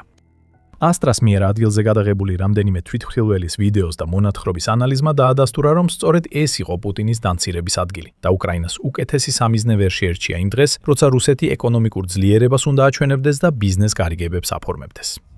დამწვარი ტერმინალი მხოლოდ 17 კილომეტრითაა დაშორებული ექსპო ფორუმის საკონვენციო ცენტრიდან, სადაც SBF 2026 ტარდება. ეს ისეთივე მიზანმიმართულია, როგორც ყველაფერი, რასაც უკრაინა აკეთებს. ეს ნიშნავს, რომ პეტერბურგის ნავთობტერმინალიდან ამოსული კვამლის ხილვას ვერც ერთი მონაწილე ვერ გაექცევა. პუტინი ვეღარ შეძლებს თქვას, რომ ყველაფერი ჩვეულებრივად მიმდინარეობს. ისინი, ვისაც პუტინი ცდილობს მოაწონოს თავი, საკუთარი თვალით ხედავენ, რას უქადის რუსეთს პუტინის შეჭრა. ეკონომიკურად ეს დამწვარი პორტი ასევე მნიშვნელოვანია რუსეთისთვის. The Kyiv Independent იუწება, რომ მისი გამტარუნარიანობა წელიწადში 12.5 მილიონ ტონას შეადგენს, რაც მას რუსეთის ერთ-ერთ უდიდეს საწვავის შესანახ და საექსპორტო ტერმინალად აქცევს.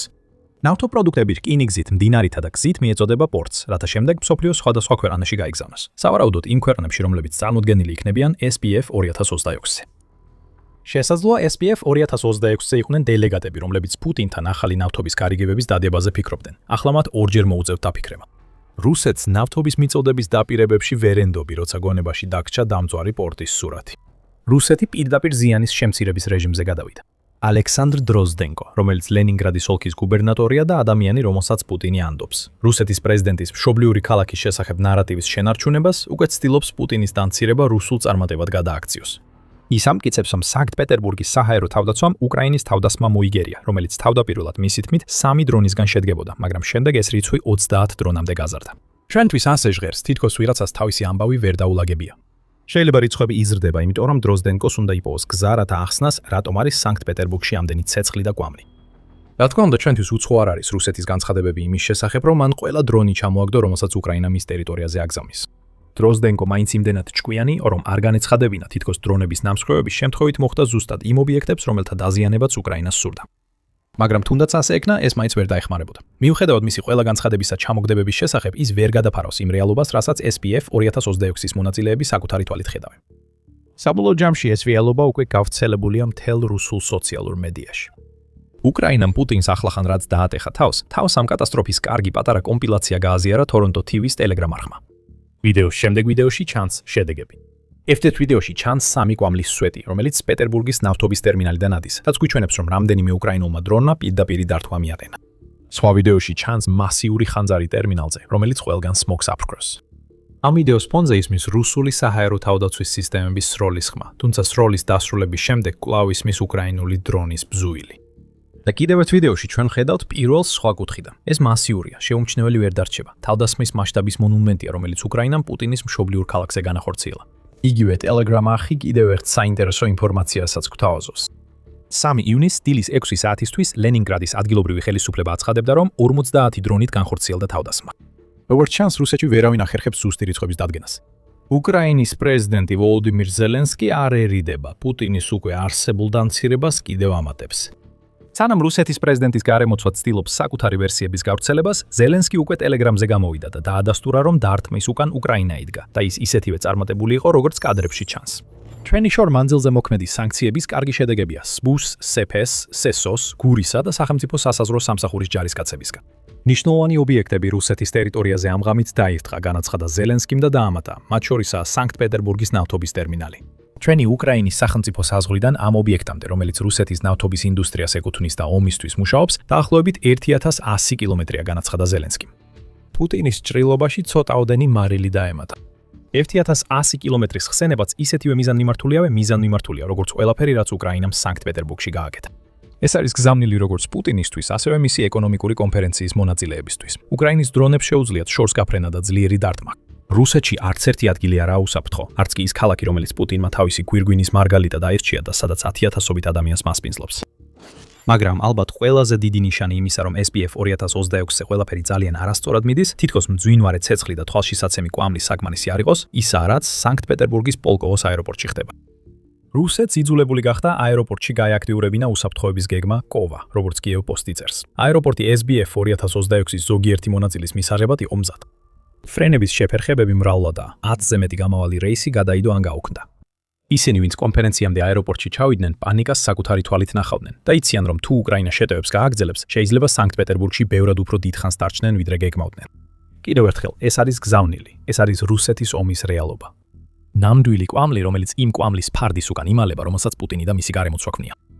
და შეგეშალოთ, უკრაინა სურს, რომ ისინი, ვინც SPF 2026-ზე მიდიან, იცოდნენ, რომ კიდევ მეტი თავდასხმა შეიძლება და აუცილებლად იქნება. The Kyiv Independent ავცელებს ინფორმაციას, რომ უკრაინის უსაფრთხოების სამსახურმა SBU გამოაქვეყნა განცხადება თავდასხმის შემდეგ, რომელშიც მან გამანადგურებელი როლი ითამაშა. ამიტომ სტაბილური მომავალი გველის ნავთობის გადამამუშავებელ ქარხნებში, ნავთობის საცავებსა და ტერმინალებში რეგულარული ხანძრების სახით, რომლის მეშვეობითაც კრემლი იღებს პეტროდოლარებს თავისი აგრესიის დასაფინანსებლად, განაცხადა SBU-მ გაფრთხილების მიცემამდე. რაც უფრო დიდ ხანს აირჩევს რუსეთი ომს მშვიდობის ნაცვლად, მით უფრო ხშირად დაიწვება ობიექტები, რომლებიც მას უზრუნველყოფს. ხარგმანით რომ ვთქვათ, დღეს იწვის სააქციო საზოგადოება პეტერბურგის ნავთობის ტერმინალი და მალე კიდევ მეტი დრონი გამოჩნდება, რომ ცეცხლი არ ჩაქრეს. რაც ახლა სანქტ-პეტერბურგში ვიხილეთ, პუტინის დამცირებას ეხებოდა. ეს აშკარად ნათელი იყო. მაგრამ ეს მხოლოდ ამას არ ეხებოდა. უკრაინამ პუტინის მშობლიურ ქალაქს ცეცხლი იმიტომ წაუგიდა, რომ შურის ძიება სურდა. რუსეთმა ისეთი ბოროტი რამ ჩაიდინა, რომ პასუხი აუცილებელი იყო. ეხლა 20,000-ზე მეტი ადამიანი ნახავს. რა იყო ეს პასუხი? მაგრამ სანამ გეტყვით, რატომ სჭირდებოდა უკრაინას შურის ძიება, შეგახსენებთ, რომ თქვენ უყურებთ სამხედრო შოუს. თუ ჯერ არხზე არ ხართ გამოწერილი, ეხლა საუკეთესო დროა ღილაკზე დააწვით. დამცირების მხრივ, უკრაინის 3 ივნისის დარტყმები მხოლოდ ბოლოა იმ სივრცვილების კავალკადაში, რომელიც რუსეთის პრეზიდენტს მაისში მოუწია გადაეტანა. თვე დაიწყო დაბალ განწყობილ გამარჯვების დღის 2026 წლის აღლუმით, რომელიც დრონების თავდასხმის მუხარის ქვეშ ჩატარდა და აიძულა ის, რაც რუსეთის ძალის დემონსტრაცია უნდა ყოფილიყო, გადაქცეულიყო უსიამოვნო მოვლენად, სადაც რუსეთმა ვერ გამოიტანა არც ერთი ის ტექნიკა, რომელიც ჩვეულებრივ ამ დღის მთავარი სანახაობა. როგორც თვე გაგრძელდა, უკრაინული დარტყმები რუსეთის ნავთობის ობიექტებზე იწვევს საწვავის დეფიციტს ყირიმში, სადაც მოსახლეობას ბენზინ-გასამართ სადგურებზე შეზღუდვები დაუწესეს, რადგან ნავთობგადამამუშავებელი ქარხნები იწვის. კიდევ ივნისის 3-მდე პუტინს გაუჭირდებოდა თავი მაღლა აეწია და საერთაშორისო ბიზნესმენებთან ურთიერთობა დაემყარებინა, მაშინ როცა მისი ხალხი ზემოთ მფრენი დრონების გამო წუწუნებდა. მაგრამ დამცირება იყო მხოლოდ პირველი ნაწილი უკრაინის მიზნისა, 3 ივნისს მეორე იყო ხო შურის ძიება. რომ გავიგოთ რატომ უნდა დავაკვირდეთ, რას გააკეთა რუსეთმა 2 ივნისს. რუსეთმა აირჩია ეს დღე, რომ მთელი უკრაინის მასშტაბით განეხორციელებინა გამანადგურებელი სარაკეტო და დრონების ერთობლივი შეტევა. ალ-ჯაზირას ინფორმაციით საბოლოო ჯამში გამოყენებული იქნა 656 დრონი და 73 რაკეტა, რომლებიც ერთობლივად მიზნად ისახავდნენ კიევს, ასევე ქალაქებს დნიპრო, ხარკოვი, პოლტავა და ზაპორიჟია. უკრაინამ გააკეთა ყველაფერი, რაც შეეძლო, რომ შეეჩერებინა ეს შეტევა. ქვეყნის საჰაერო თავდაცვამ შესანიშნავად იმუშავა და გაანადგურა 602 დრონი და რუსეთის 40 რაკეტა. თუმცა რუსეთი ამ თავდასხმით ცდილობდა მაქსიმალურად დიდი ზიანი მიეყენებინა. ატლანტიკური საბჭოს ინფორმაციით 73 გაშვებულიდან 30-ზე მეტი ბალისტიკური რაკეტა იყო, რაც 2 ივნისს ერთ-ერთ ყველაზე მასშტაბურ ბალისტიკურ თავდასხმად აქცევს, რაც რუსეთმა პუტინის შეჭრის შემდეგ უკრაინაზე განახორციელა. ზიანი იყო ის, რისი მიღწევაც რუსეთს სურდა და ზიანიც მიიღო რუსეთმა. მაგრამ პუტინს ინფრასტრუქტურის მიზანში ამოღება არ უბრძანებია. მან უკრაინის მშვიდობიან მოსახლეობას შეუტია. ალ-ჯაზირას ინფორმაციით რუსული საშინელი თავდასხმის შედეგად სულ მცირე 22 ადამიანი დაიღუპა და ათეულობით დაშავდა. ატლანტიკური საბჭო მსხვერპლის რაოდენობას 100-ზე მეტს ასახელებს. და აღნიშნავს, რომ რუსეთის 2 ივნისის დათმა წარმოადგენს ესკალაციას რუსეთის კამპანიაში უკრაინის მშვიდობიანი მოსახლეობის წინააღმდეგ. რაც უკვე გამოიწვია 15850 ადამიანის სიკვდილი და 44809 დაშავება აპრილის ბოლოსთვის. გაეროს ადამიანის უფლებათა უმაღლესი კომისრის ოფისის მონაცემებით. SPF-ის მსგავსად ეს იყო კიდევ ერთი გზა რუსეთისთვის ძალაუფლების დემონსტრირების. მაშინ როცა ფორუმი, რომელიც უკრაინამ ახლახან დაანგრია თავის პასუხით, წარმოაჩენს რუსეთის ეკონომიკურ ძლიერებას. 2 ივნისის თავდასხმა მიზნად ისახავდა ტერორის დათესვას, რათა ეჩვენებინა უკრაინისთვის, რომ რუსეთს შეუძლია ბალისტიკური რაკეტებით დაარტყას მის ქალაქებს და მოკლას მშვიდობიანი მოსახლეობა. თუმცა როგორც რუსეთის ბევრი ქმედება განზრახვა არ ემთხვევა რეალობას. პუტინს სურს ძლიერი ჩანდეს, მაგრამ 2 ივნისი მხოლოდ აჩვენებს, რომ ის სასოწარკვეთილია. რუსეთის სახმელეთო შეჭრა იშლება, მაშინაც კი როცა პუტინი სანქტ-პეტერბურგში უცხოელი დელეგატების მასპინძლობას უწევს. მიუხედავად იმისა, რომ გაზაფხულსა და ზაფხულში დაიწყო შეტევა, რომელიც უკრაინის დამხობას ისახავდა მიზნად, 2026 წლის პირველმა 5 თვემ აჩვენა, რომ რუსეთმა პრაქტიკულად არანაირი რეალური წინსვლა არ მოახდინა ბრძოლის ველზე. მაშინ როცა პუტინის მარიონეტები ყოველთვიურად დაახლოებით 35000 კაციან საშინელ დანაკარგებს ირემენ. ეს მზარდი მარცხები პუტინის რეჟიმის მცდელობებს ასუსტებს, წარმოაჩინოს რუსეთის გამარჯვება უკრაინაში როგორც გარდაუვალი. ამის ნაცვლად რუსეთში განწყობა ახლა უარესობისკენ იცვლება. სულ უფრო მეტი ადამიანი აყენებს ეჭქვეშ შეჭრის სიბრძნეს და დაეჭვებულია, შეძლებს თუ არა პუტინი რეალურად მიაღწიოს თავის მაქსიმალისტურ მიზნებს უკრაინაში, იუწება ატლანტიკური საბჭო. 2 ივნისი უნდა დაებრუნებინა რუსეთი ლიდერის პოზიციაზე, რათა მსოფლიოს ეჩვენებინა SBF 2026-ის წინ, რომ რუსეთი კვლავ ის ძალა, რასაც პუტინი ამტკიცებს. ამის ნაცვლად პუტინმა მხოლოდ ის მოახერხა, რომ უკრაინას მეტი მიზეზი მისცა დაესხას მის მშობლიურ ქალაქს. ყოველი მშვიდობიანი მოქალაქე, რომელსაც რუსეთის რაკეტები და დრონები კლავენ, უკრაინას აძლევს მოტივაციას პუტინი ტანჯვაში ჩააგდოს. დამცირება, რომელიც მოყვება იმას, რომ რუსეთმა ვერ შეძლო ერთ-ერთ ყველაზე მნიშვნელოვან ქალაქში სტრატეგიული ინფრასტრუქტურის წინააღმდეგ თავდასხმის შეჩერება, უკვე საკმარისად მძიმეა. როგორც ჯონ ფორმანი, რომელიც დიდი ბრიტანეთის ყოფილი თავდაცვის ატაშეა მოსკოვსა და კიევში ამბობს Kyiv Independent-თან, იმის ნაცვლად, რომ რუსეთს შეეძლოს გარდაუვალი გამარჯვებისა და ძალის ნარატივის წარმოჩენა, სინამდვილეში საპირისპირო ხდება და ეს კონფერენციის მონაწილეებს არ გამოეპარებათ. მაგრამ ალბათ უფრო მნიშვნელოვანია შედეგი, ვიდრე ის გზავნილი, რომელსაც SPF 2026-ის მონაწილეები მიიღებენ. მეტი რუსული ნავთობი იწვის ექსპორტის ტერმინალზე. ეს ნიშნავს, რომ ნაკლები ნავთობი იყიდება, რაც კრემლს ნაკლებ ნავთობის შემოსავალს აძლევს დასაბეგრად. ეს ყველაფერი რუსეთის ფრონტზე დასუსტებას ემსახურება. ეკონომიკური სიცოცხლის ხაზის გადაჭრა, რომელიც სანქტ-პეტერბურგზე გადის, ამაში მნიშვნელოვან როლს ასრულებს. და დრო ისე დაემთხვა, რომ უკრაინამ პუტინს ორმაგი შურისძიება და დამწირება მიაყენა, რისი გადაყლაპაც მას უბრალოდ მოუწევს. ეხლა ვინც ყურადღებით ადევნებს თვალს, როგორ ახორციელებს უკრაინა გრძელ დისტანციურ შეტევებს რუსეთზე, შეიძლება საკუთარ თავს ერთი კითხვა დაუსვას. აბა, რა ხდება სხვა დარტყმებთან დაკავშირებით? თუ ეს კითხვა გაგიჩნდათ, ძალიან გამჭრიახი ხართ.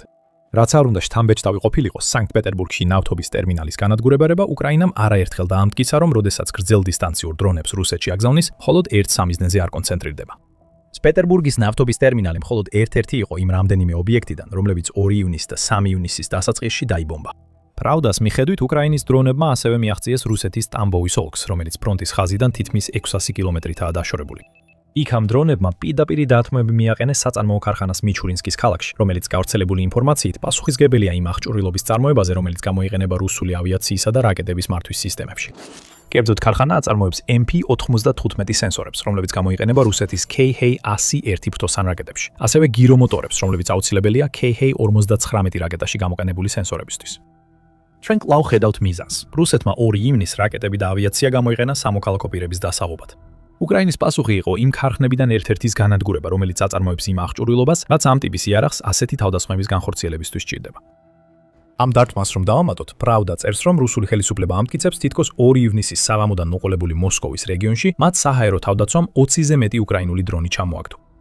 ეს კიდევ ერთი გზავნილია პუტინისთვის. შეიძლება ძირითადი ზიანი რუსეთის პრეზიდენტის მშობლიურ ქალაქში მიადგა, მაგრამ უკრაინას ასევე სურს პუტინმა დაიმახსოვროს, რომ შეუძლია თავისი დრონებით თავად პრეზიდენტის ძალაუფლების ცენტრამდე მიაღწიოს.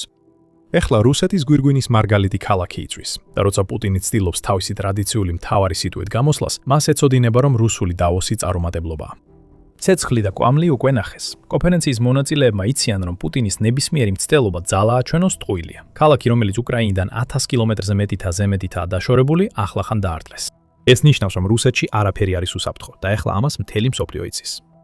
მაგრამ გულწრფელად რო ვთქვათ, რუსეთის ყველაზე მნიშვნელოვან ქალაქებში ცეცხლის ბურთები პუტინისთვის ახალი არაფერია. ის რაც ახლა სანქტ-პეტერბურგში ვიხილეთ, მხოლოდ ერთ-ერთი მაგალითია იმ მზარდი შორ მანძილზე დარტყმების კამპანიისა, რომელსაც უკრაინა 2026 წელს რუსეთის წინააღმდეგ აწარმოებს. რამდენიმე კვირით ადრე უკრაინამ მსგავსი რამ გააკეთა. კიევზე სასტიკი დარტყმის შემდეგ, რომელმაც 24 ადამიანი იმსხვერპლა, უკრაინამ მოსკოვის სიღრმეში დაარტყა. გინესის რეკორდების წიგნის ახალი გამოცემა დასჭირდებათ. რატო? უკრაინა შეუძლებელს ახერხებს და რეკორდებს ერთმანეთის მიყოლებით ამხობს, როცა რუსეთი ინგრევა. მანქანები ისეთი სისწრაფით ნადგურდება, რომ პუტინს ამის წარმოდგენაც კი არ შეუძლია. რუსეთის მასშტაბით ნავთობგადამამუშავებელი ქარხნები იწვის, რადგან უკრაინა რეკორდული რაოდენობის თავდასხმებს ახორციელებს.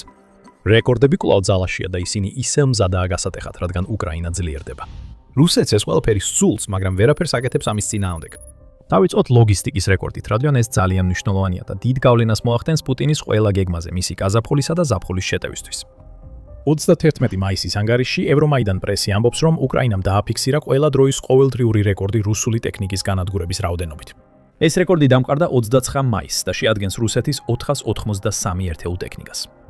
უკრაინის გენერალურმა შტაბმა დეტალები გაავრცელა Facebook პოსტში, სადაც აღნიშნა, რომ ეს ტექნიკა არის ავტომობილები, სატვირთოები და საწვავის გადამზიდავები, რომლებიც როგორც წესი მოქმედებენ ფრონტის ხაზის უკან, რათა რუსეთის ლოგისტიკური ოპერაციები შეუფერხებლად გაგრძელდეს. და ამ სერიოზულ ზიანს რომ ცოტა შეურაცხყოფაც დაემატოს, უკრაინამ ასევე გაანადგურა 2 რუსული ტანკი და 7 ერთეული ჯავშან ტექნიკა. შეგიძლიათ იდაოთ, რომ ტექნიკურად ეს რეკორდს 492 განადგურებულ მანქანამდე ზრდის. უკრაინა კი 483 ფილი იქნება. ამ რეკორდზე კიდევ არის სათქმელი. უკრაინა 2026 წელს რამდენჯერმე ამ რეკორდს არღვევს, რაც აჩვენებს რამდენად ეფექტური გახდა რუსეთთან საშუალო მასშტაბის ზიანის მიყენებაში. და თეორიული მაჩვენებლების მხრივაც ეხლა უკვე შეგვიძლია დავინახოთ, რამდენად გაფართოვდა უკრავდა უკრაინის კამპანია. 1 აპრილის ანგარიში United Ocean 4 მედიამ აღნიშნა, რომ უკრაინამ 31 დღეში რუსეთის 3545 სამხედრო მანქანა გაანადგურა. იმ თვეში უკრაინამ ასევე დააფიქსირა თავისი იმ დროისთვის რეკორდული მაჩვენებელი 200 მანქანის განადგურება F3-ში 27 მარტს. თუ მაისს გადავხედავთ, ხედავთ, რომ ეს რიცხვები ორჯერ მეტზე იზრდება. დღიური მაჩვენებელი, რომელიც ახლახან გაგიზიარეთ, 2.3 ჯერ აღემატება 27 მარტის რეკორდს, რაც უკრაინისთვის ფენომენალური მიღწევაა. მაგრამ მოიცადეთ, რადგან ამ ვიდეოს წარმოებისას მნიშვნელოვანი სიახლე გავცელდა. თუ ფიქრობდით, რომ 29 მაისი ცუდი დღე იყო რუსეთისთვის, უკრაინამ ისევ იგივე გააკეთა და მაისი შთამბეჭდავად დაასრულა. 31 მაისს უკრაინის შეიარაღებული ძალების გენერალურმა შტაბმა კიდევ ერთი დღიური დანაკარგების მაჩვენებელი გაავრცელა. პუტინი უკვე გაღიზიანებული იქნებოდა, როცა დაინახავდა, რომ რუსეთმა იმ დღეს კიდევ 1560 ჯარისკაცი დაკარგა. მაგრამ თუ სწრაფად გადავამოწმებთ მოტორიანი მანქანებისა და საწვავის ცისტერნების მონაცემებს, რაც განსაკუთრებულს დავინახავთ. ერთ დღეში 524 ერთეულია განადგურებული. უკრაინას მხოლოდ 2 დღე დასჭირდა, რომ 29 მაისს დამყარებული რეკორდი 41 მანქანით გაესწრო. ეს ნიშნავს, რომ რუსეთის რეკორდული დანაკარგები მანქანებში 29 მაისს ერთჯერადი შემთხვევა არ ყოფილა. ისინი იმ ნიმუშის ნაწილია, რომელსაც უკრაინა მიზანმიმართულად ქმნის და რომელზეც ძალიან მალე გაიგებთ. უკრაინამ მხოლოდ მაისში არ მოხსნა თავისი ყოველდღიური რეკორდი მანქანების განადგურებაში. მან საგრძნობლად გადააჭარბა თავის რეკორდს რუსული მანქანების თვიური განადგურების მხრივ. სამხედრო ანალიტიკოსი ალექსანდრე კოვალენკო ამბობს, რომ უკრაინამ მაისში გაანადგურა 7704 ერთეული ტექნიკა და სავარაუდოდ თვემდე ეს რიცხვი 8000 გადააჭარბებს. თუნდაც ვივარაუდოთ, რომ ეს რიცხვი 7704-ზე დარჩება, ეს 2.17 მიასედით მეტია, ვიდრე მარტში ვნახით. ასევე ეს მნიშვნელოვნად ზრდის რუსეთის საერთო ტექნიკის დანაკარგებს, რომელიც პუტინის 2022 წლის თებერვალში დაწყებული შეჭრის შემდეგ 1713-ს აღწევს. ეს ისეთი სწრაფი აჩქარებაა, რომ უსეინ ბოლტსაც კი დაამაყებდა.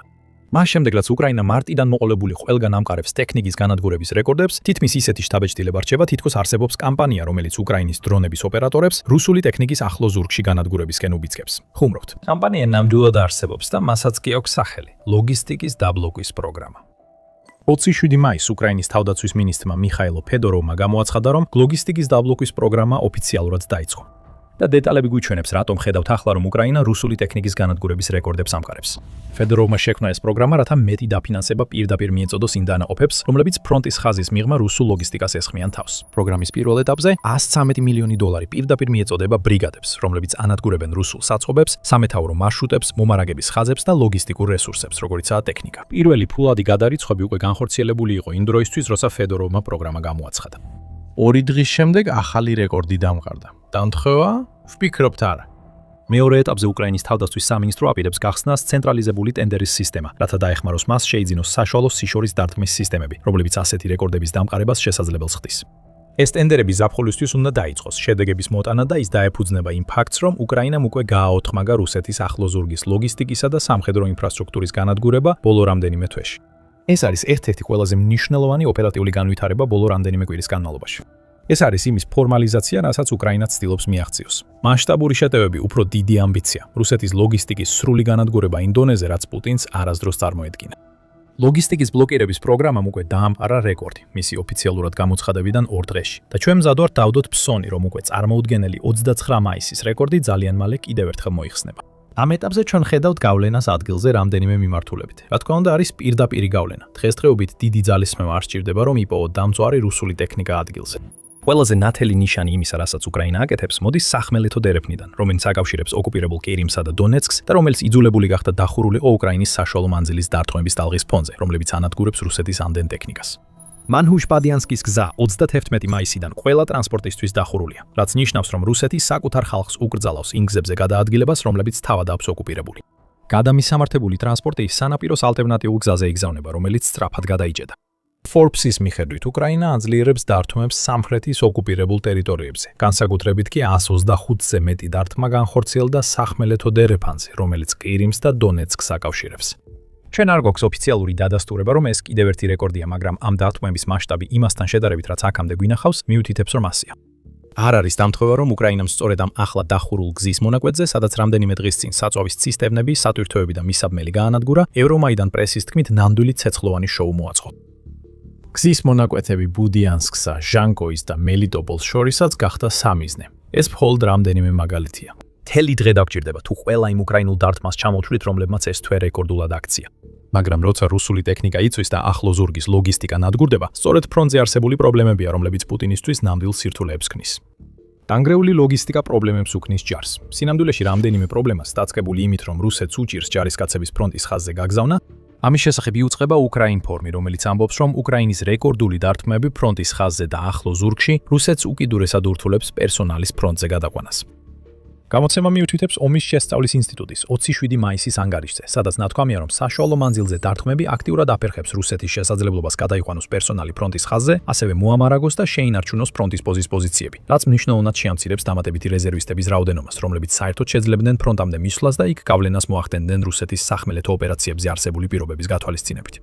ASW-ის მიხედვით უკრაინის დრონების გონივრული გამოყენება სატრანსპორტო საშუალებებისა და ლოგისტიკური კვანძების გასანადგურებლად ასევე აძლევს მას ტაქტიკურ უპირატესობას ფრონტის ზოგიერთ რეგიონში, რაც ხშირად ქმნის საფუძველს სასტიკი საპასუხო კონტრშეტევებისთვის, რომელსაც უკრაინა მთელი გაზაფხულის განმავლობაში ახორციელებდა. ასე რომ რუსეთის შეტევა სუსტდება და მისი თავდაცვა ინგრევა. ასევე მას საწვავის გადაზიდვაც კარგად არ გამოსდის.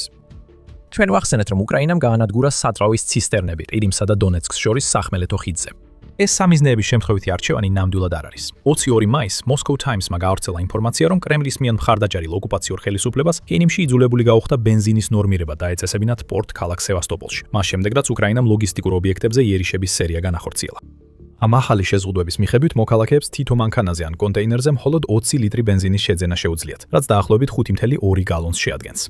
ეს ნაბიჯი მას შემდეგ გადაიდგა, რაც რუსულ ნავთობ გადამამუშავებელ ქარხნებში ნავთობის გადამუშავების მოცულობა 4,79 მილიონ ბარელამდე დაეცა დღეში, რაც კიდევ ერთი რეკორდია, რადგან ეს ყველაზე დაბალი მაჩვენებელია 2009 წლის შემდეგ. უკრაინას შეიძლება ამაში თავისი ცვლილი ჰქონდეს. დარჩით ჩვენთან და აგიხსნით, როგორ უწყობს ხელს უკრაინის მიერ დამყარებული კიდევ ერთი რეკორდი ყირიმში ბენზინის მწვავე პრობლემებს. რასაც აქ ვხედავთ, არის უკრაინის მოქმედების არეალის გაფართოება რუსეთის ზურგში. და მიუხედავად იმისა, რომ ეს ყველაფერი გავლენას ახდენს რუსეთის შესაძლებლობაზე, გადაიყვანოს ჯარები და უზრუნველყოს საწვავის მიწოდება სამოქალაქო პირებისთვის ისეთ ადგილებში, როგორიცაა ყირიმი, პუტინისთვის მთავარი პრობლემა ფრონტზე. რუსი ჯარისკაცები რეკორდული რაოდენობით იღუპებიან და ეს ძირითადად უკრაინის მიერ რუსეთის ლოგისტიკის წინააღმდეგ წარმოებული კამპანიის შედეგია. უკვე ვილაპარაკეთ დეტალურად იმაზე, რომ უკრაინამ 2026 წელს ყოველთვიური დანაკარგების რეკორდი მოხსნა. როგორც მარტში, ისე აპრილში რუსეთმა 35,000-ზე მეტი ჯარისკაცი დაკარგა. ამ ვიდეოს შექმნის დროს მაისის მონაცემები არ გვაქვს, მაგრამ დიდი ალბათობით ისინი კიდევ უფრო მაღალი იქნება, ვიდრე წინა ორ თვეში იყო. ეს კიდევ ერთი რეკორდი იქნება და ეს არავის გააკვირვებს. 29 მაისის ანგარიში ალ-ჯაზირამ გამოავლინა, რომ რუსეთის ცუდმა მოქმედებამ და უკრაინის დამანგრევებმა სტრატეგიამ გამოიწვია ის, რომ უკრაინაში რუსეთის დანაკარგები 3-ჯერ გაიზარდა თითოეულ კვადრატულ კილომეტრზე, რომელიც მათ იკავებენ. 2025 წელს ეს მაჩვენებელი იყო 67 თითოეულ კვადრატულ კილომეტრზე. ეხლა კი თითოეულ კვადრატულ კილომეტრზე, რომელსაც რუსეთი უკრაინაში იკავებს, 179 რუსი იღუპება ან იჭრება. რეკორდები სისხლით იწერება. და კიდევ ბევრია სათქმელი. ადრე უკვე ვახსენეთ სევასტოპოლი და მისი ბენზინის პრობლემები. ზუსტად ისე, როგორც ყველა სხვა საკითხი, რომელიც აქამდე რუსეთთან დაკავშირებით გამოკვეთეთ, კირიმში მიმდინარე მოვლენების შემთხვევითი არ არის. ეს პირდაპირი შედეგია იმისა, რომ უკრაინა კიდევ უფრო მეტ რეკორდს ამყარებს. მაგრამ სანამ ამაზე გადავიდოდეთ, თუ ასეთი ანალიზი გსურთ უკრაინის ომის შესახებ, აუცილებლად გამოიწერეთ სამხედრო შოუ. ჩვენ ყოველ კვირას ასე ვშლით ყველაფერს დეტალურად. ასე რომ ბენზინის პრობლემები და კიდევ ერთი რეკორდი. ალბათ უკვე ხვდებით, რას ვიტყვით შემდეგ. მაისში უკრაინამ რუსეთში ნავთობის გადამამუშავებელ და ენერგოობიექტებზე მეტი დათქმა მიაყენა ვიდრე ოდესმე და ეს პუტინს საწოვის მხრივ სერიოზულ პრობლემებს უქმნის. დეტალები მოდის უკრაინის უპილოტო სისტემების ძალების ცნობილ სარდალ რობერტ ბროვდისგან, რომელმაც ტელეგრამზე გამოაქვეყნა თუ რა შედეგები მოიტანა უკრაინის ნავთობის დართმევმა მაისში. მაისის განმავლობაში თავისუფლების მოყარე უკრაინულმა ფრინველმა ოკუპანტის ნავთობის გადამამუშავებელ ინდუსტრიას ცეცხლოვანი სრულწლოვანება გამოუცხადა, განაცხადა ბროდინი თავისი თეატრალური მანერით. აქ თარგმანი ასეთია. უკრაინა მაისში რუსეთის მინიმუმ 18 ნავთობის გადამამუშავებელ და ენერგეტიკულ ობიექტს დაარტყა, რომელთაგან რამდენიმე ობიექტი უკრაინის მფრინავმა სანქციებმა რამდენჯერმე მოინახულა. ბროდი კიდევაც ასახელებს სიას. მოსკოვი, სარატოვი, თუაფსე, 5.0, ვოლგოგრადი, იაროსლავლი, ნოვოროსიისკი, გროზოვაია, სიზრანი, კოსტოვო, რიაზანი, ტამანი, პამი, კირიში, სამარა, იაროსლავლი, ელვიდიეს, პრიმორსკი, ტაგანროგი, ასტრახანი და ორენბურგი, გაზის გადამამუშავებელი ქარხნები, ამბობს ბროდი. ამ სიაში 19-ს ვითვლით და შეიძლება ითქვას 23-საც, თუ თუაფსეს თითოეულ დარტყმას ცალ-ცალკე ჩავთვლით. ეს დარტყმები მხოლოდ ერთი ან ორი დრონის შენობების სახურავებზე მოხვედრას არ ნიშნავდა. ისინი ეფექტური და დამანგრეველი იყო.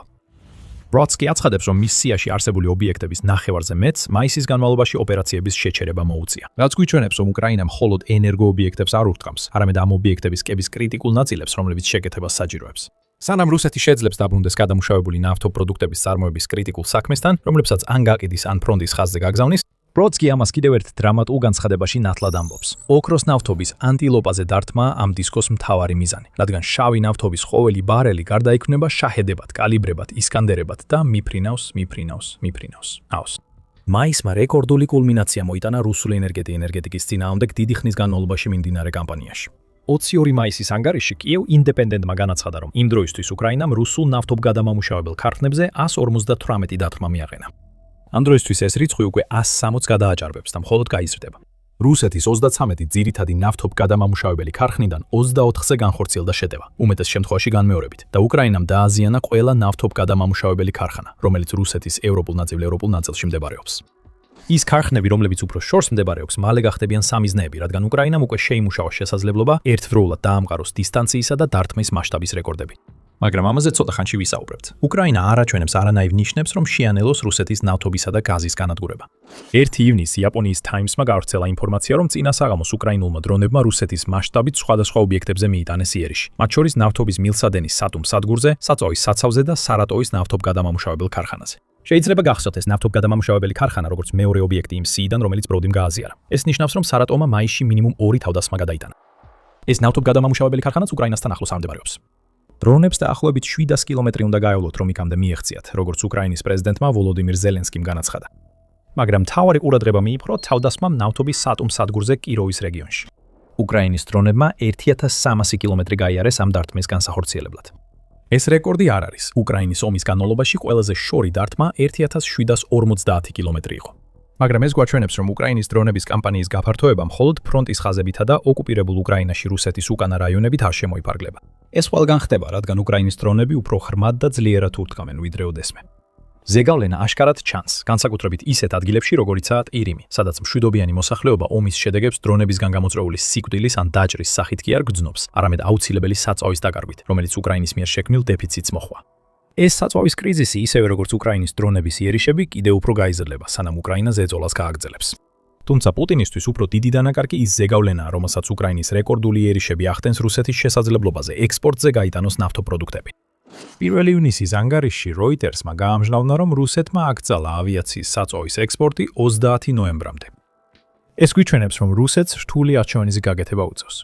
ქვეყანას საწვავის გაყიდვა სჭირდება. ნავთობისა და ნავთობპროდუქტებიდან მიღებული შემოსავლის დაბეგვრა პუტინის საბრძოლო ბიუჯეტში მილიარდობით დოლარის შემოდინებას უზრუნველობს, მაგრამ ეს საწვავი ასევე საჭიროა ფრონტზეც. თუ ავიაციური საწვავი რუსეთის პილოტებს არ ექნებათ, მათი შორმანძილზე შეტევები უკრაინის წინააღმდეგ გაქრება. თუ საწვავს უცხოელ მყიდველებს არ მიაწვდიან, ფულის ნაკადი იწყებს შემცირებას. ორივე შემთხვევაში შედეგი ერთია: რუსეთის საომარი მანქანა დასუსტდება. ეს არის უკრაინის სტრატეგიის გენიალურობა. რეკორდული დრონების იერიშები რუსეთის ენერგეტიკულ ობიექტებზე აშკარა გავლენას ახდენს. დრონებთან დაკავშირებით კიდევ ერთი რეკორდი გვაქვს თქვენთვის გასაზიარებელი. 27 მაისს United 24 მედიამ გაამჟღავნა, რომ უკრაინამ კიდევ ერთი რეკორდი დაამყარა FPV დრონით განხორციელებული იერიშით, რომელიც უნიკალური იყო ომის განმავლობაში განხორციელებულ სხვა იერიშებთან შედარებით. კონტექსტისთვის FPV დრონები ფრონტის ხაზებზე ყველგანაა. ესენი მოკლე რადიუსის დრონებია, რომლებიც ჩვეულებრივ 15-დან 20 კილომეტრამდე მოქმედებენ და ისინი მთავარი იარაღია იმ სასიკვდილო ზონებში, რომლებიც უკრაინამ შექმნა. იმ ტერიტორიების შემოგარენში, რომელთა აღებაც რუსეთს სურს. ეხლა ამ დრონების მანძილის შეზღუდვები ფაქტობრივად წარსულს ჩაბარდა. სამხედრო ანალიტიკოს სერგი სტენენკოს თქმით, უკრაინამ შეძლო ოპერაციის ჩატარება FPV დრონით, რომელმაც საოკუპაციო ტერიტორიებზე გასაოცარი 102 კილომეტრი დაფარა. ეს ნიშნავს, რომ FPV დრონი უკვე საშუალო მანძილზე წურდგამს. და უკრაინამ ეს მოახერხა ისე, რომ დრონის სამიზნესთან მისაყვანად მატარებელი პლატფორმა არ გამოუყენებია. United 24 მედია ამბობს, რომ ახალი რეკორდი მიუთითებს, რამდენად წინ წავიდა უკრაინა FPV დრონებში ენერგომომარაგების, სანავიგაციო სისტემებისა და გრძელ მანძილზე მართვის სტაბილურობის გაუმჯობესების მხრივ. და რომ კიდევ უფრო გაუშვათ ხაზი, ამ რეკორდული FPV დრონის ფრენის სამიზნე იყო რუსული მანქანა. ერთი რეკორდი მოიხსნა, რათა წვლილი შეეტანა სხვა რეკორდის მოხსნაში, რომელიც მალევე ასევე მოიხსნებოდა. უკრაინა აგროვებს რეკორდებს, ისე როგორც მილენიალი, რომელმაც ახლახან აღმოაჩინა ვინილი. და ეხლა როცა უკრაინას აქვს FPV დრონები, რომლებიც 100 კილომეტრის მანძილზე შეუძლიათ ფრენა, ჩვენ ვიხილავთ გაფართოებულ სასიკვდილო ზონებს და კიდევ უფრო მეტ თავდასხმას რუსეთის ახლო უკანა რაიონებზე, რაც კიდევ უფრო ამძიმებს იმ მრავალ პრობლემას, რაც პუტინს უკვე აქვს, როცა ცდილობს რუსეთის გაზაფხულისა და ზაფხულის შეტევის განხორციელებას. დასასრულს გიტოვებთ კოდას. ასე ჩანს, რომ ერთადერთი რეკორდი, რომელიც უკრაინამ ვერ მოხსნა მაისში, იყო მისი გრძელდისტანციური დათმის რეკორდი, როგორც ადრე ვახსენეთ. 1750 კილომეტრი შთამბეჭდავი მიზანია, რომლის გადალახვაც შეიძლება შეუძლებლადაც კი მოგეჩვენოთ. ასე არ არის. 30 მაისის ანგარიშში ევრომაიდან პრესმა გავრცელა ინფორმაცია, რომ უკრაინის მთავარი სადაზვერვო სამმართველომ განაცხადა, რომ ახლა მათ ხელთ აქვთ დრონები, რომლებიც 3400-დან 3500 კილომეტრამდე მანძილზე შეუძლიათ ფრენა. ეს ნიშნავს, რომ საფრთხეში არა მხოლოდ ევროპული რუსეთი. შორეული აღმოსავლეთის ტერიტორიები, ისეთივე შორს როგორც სიბირის კრასნოიარსკის რეგიონი, ახლა უკვე სამიზნეებია. ამ ეტაპზე ეს უფრო შესაძლებლობის განცხადებაა, ვიდრე დადასტურებული დარტყმის რადიუსი. მაგრამ უკრაინას ჩვევა აქვს, რომ აკეთებს იმას, რის გაკეთებაც მისი თქმით შეუძლია. თვალი ადევნეთ ამას. შეიძლება მალე ვამბობდეთ, როგორ გადაასწრო უკრაინამ თავის 1750 კილომეტრიან რეკორდს. ყველაფერი, რაც პუტინს დარჩენია, არის უყუროს, როგორ ამსხვრევს უკრაინა რეკორდებს და ანგრევს რუსეთის ლოგისტიკას. უკვე ვახსენეთ სახმელეთო დერეფანი ყირიმამდე. დარტყმები, რომლებმაც ხიდი გააჩერეს, მხოლოდ ნაწილია უფრო ფართო უკრაინული სტრატეგიისა, რომლის მიზანიცაა ოკუპირებული ყირიმის დაბრუნება მას შემდეგ, რაც რუსეთი უკანონოდ ფლობს ნახევარკუნძულს უკვე 10 წელზე მეტია. წლების განმავლობაში რუსეთს ერთ-ერთ ყველაზე თანამედროვე არმიად მიიჩნევდნენ მსოფლიოში, რაც მის ავიაციასაც მოიცავდა. მაშინ როცა დასავლეთს ხავს F-22 და F-35, ჩინეთს ხავს J-20, რუსეთს ხავს Su-57 ფელონი. ქაღალდზე ეს არის მეხუთე თაობის უხილავი გამანადგურებელი, რომელიც საბჭოთა გენიოსზეა აგებული. 10 წლეულების ავიაკოსმოსური გამოცდილებითა და ამერიკული დიზაინების გადაჭარბების სურვილით შექმნილი. მოსკოვის Su-57 რუსული ავიაკოსმოსური ძალების გვირგვინის მარგალიტს უწოდებს. სახელმწიფო მედია მას რევოლუციურს უწოდებს. ესმა რუსმა გენერალმა კი განაცხადა, რომ ის თითქმის მზად იყო გამხდარიყო მსოფლიოს პირველი მეექვსე თაობის გამანადგურებელი. მაგრამ ეს ამბავი უკვე ხრელებით სავსე ჩანს, რადგან Su-57 არ არის გვირგვინის მარგალიტი. ეს არის ფრთხილად შენარჩუნებული ილუზია. და ამას ადასტურებს რეალური სტატისტიკა, მონაცემები და ექსპერიმენტები, მათ შორის Su-57-ის შემქმნელის, რუსული საავიაციო მწარმოებლის Sukhoi-ის საკუთარი პატენტის განაცხადებიც. როგორც ჩანს, Su-57 შეიძლება იმდენად გადაჭარბებულად იყოს შეფასებული, რომ რეკორდი დაამყაროს მისი შესაძლებლობებისა და მახასიათებლების შესახებ ყველაზე მეტი მცდარი წარმოდგენის რაოდენობით. დღეს ამ ილუზიას დავანგრევთ. მაგრამ სანამ ციფრებზე გადავიდოდეთ, მოდით ზუსტად განვსაზროთ, რას ნიშნავს მეხუთე თაობის გამანადგურებელი და რაც მთავარია, რით განსხვავდება ის წინა თაობის თვითმფრინავებისგან. რადგან რომ გაიგოთ, რამდენად სერიოზულად ჩამორჩება SU-47, უნდა იცოდეთ ის სტანდარტი, რომლის მიხედვითაც მას აფასებთ. მეოთხე თაობის გამანადგურებლებია ისეთი თვითმფრინავები, როგორიცაა F-15, F-16, MiG-29 და SU-27. ისინი ტექნიკურად ცივი ომის ავიაციის აზროვნების პიკს წარმოადგენენ, რომლებიც 1960-იან და 70-იან წლებშია დაპროექტებული. ისინი სწრაფები არიან, ძალიან მანევრულები და შეუძლიათ შთამბეჭდავი იარაღის არსენალის დარება. ცივი ომის პერიოდში ავიაციის მთავარი პრინციპი იყო, რომ რაც უფრო დიდი, მით უკეთესი და რომ ხილული იარაღი საკმარის დაშინების ეფექტს ქმნიდა, რათა მოწინააღმდეგე დაემორჩილებინათ ძვირადღირებული ტექნიკის გამოყენების გარეშე. ეს კიდევ უფრო რთულდება იმ ფაქტით, რომ რადარები და დეტექციის სისტემები მთლიანობაში ჯერ კიდევ განვითარების საწყის ეტაპზე იყო, ორი მსოფლიო ომის შემდეგ. რადარის ეფექტური არეკლის ფართობის კონცეფცია მიმზიდველი იყო, მაგრამ ეს ის არ იყო, რასაც გამანადგურებელი თვითმფრინავები აქტიურად ანიჭებდნენ პრიორიტეტს. ამის ნაცვლად მეოთხე თაობის თვითმფრინავები რაკეტებსა და ბომბებს გარე საკიდებზე ატარებდნენ, რომლებიც რადარისთვის ხილულია და თვითმფრინავის საერთო სიგნატურას ზრდის. რადარის სისტემები თავადაც განსხვავებულ პრინციპებზე იყო დაფუძნებული, ალბათ იმიტომ, რომ იმ დროს უკეთესი ტექნოლოგია არ ჰქონდა ცნობილი. ამიტომ მეოთხე თაობის რადარი, რომელიც სიგნალს გარეთ აგზავნიდა, ამავე დროს საკუთარ მდებარეობასაც ამცნობდა ყველას, ვისაც შესაბამისი აღჭურვილობა ჰქონდა. და მიუხედავად იმისა, რომ ამ თვითმფრინავებს შეიძლება გაუკეთდეთ გაუმჯობესებული ავიონიკა, სრულად ციფრული სისტემები და ახალი რადარები, მათი ძირეულად გადაკეთება სტელსის მიხედვით შეუძლებელია, რადგან სტელსი თავიდანვე არ იყო ჩადებული მათი კონსტრუქციის გეომეტრიკციის გეომეტრიაში. ეს არის მეოთხე თაობის ავიაციის ზღვარი. შეგიძლია ბეღლის კარს რადარს შთანთქმელი მასალა დაასვა, მაგრამ ის მაინც ბეღლის კარია. ეხლა მეხუთე თაობა მთლიანად ცვლის სტელსის თამაშის წესებს. პირველ რიგში ძალიან დაბალი რადარის ამრეკლის ზედაპირია, რომელიც მიიღება თვითმფრინავის ფორმის და მასალების სწორად შერჩევით უკვე დიზაინის საწყის ეტაპზე. თვითმფრინავი რადარზე თითქმის უხილავი უნდა იყოს იმ წამიდანვე, როცა პირველი ნახაზი იხატება. მეორეც, უმეტეს თვითმფრინავებს შიდა იარაღის განყოფილებები ექნებათ, რათა, როდესაც ისინი რეალურად ატარებენ რაკეტებს და ბომბებს ბრძოლაში, დაბალი რადარის ამრეკლის ზედაპირი შენარჩუნდეს. მესამე, მოწინავე EISA რადარი, რომელიც მუშაობს დაბალი აღმოჩენის ალბათობის რეჟიმში, რაც ნიშნავს, რომ მას შეუძლია მტრის აღმოჩენა საკუთარი რადარის გამოსხივების მინიმიზაციით, მოკლე სიხშირის ხდომით, რაც უკიდურესად რთული, ასაღმჩენად და სათვალთვალოდ.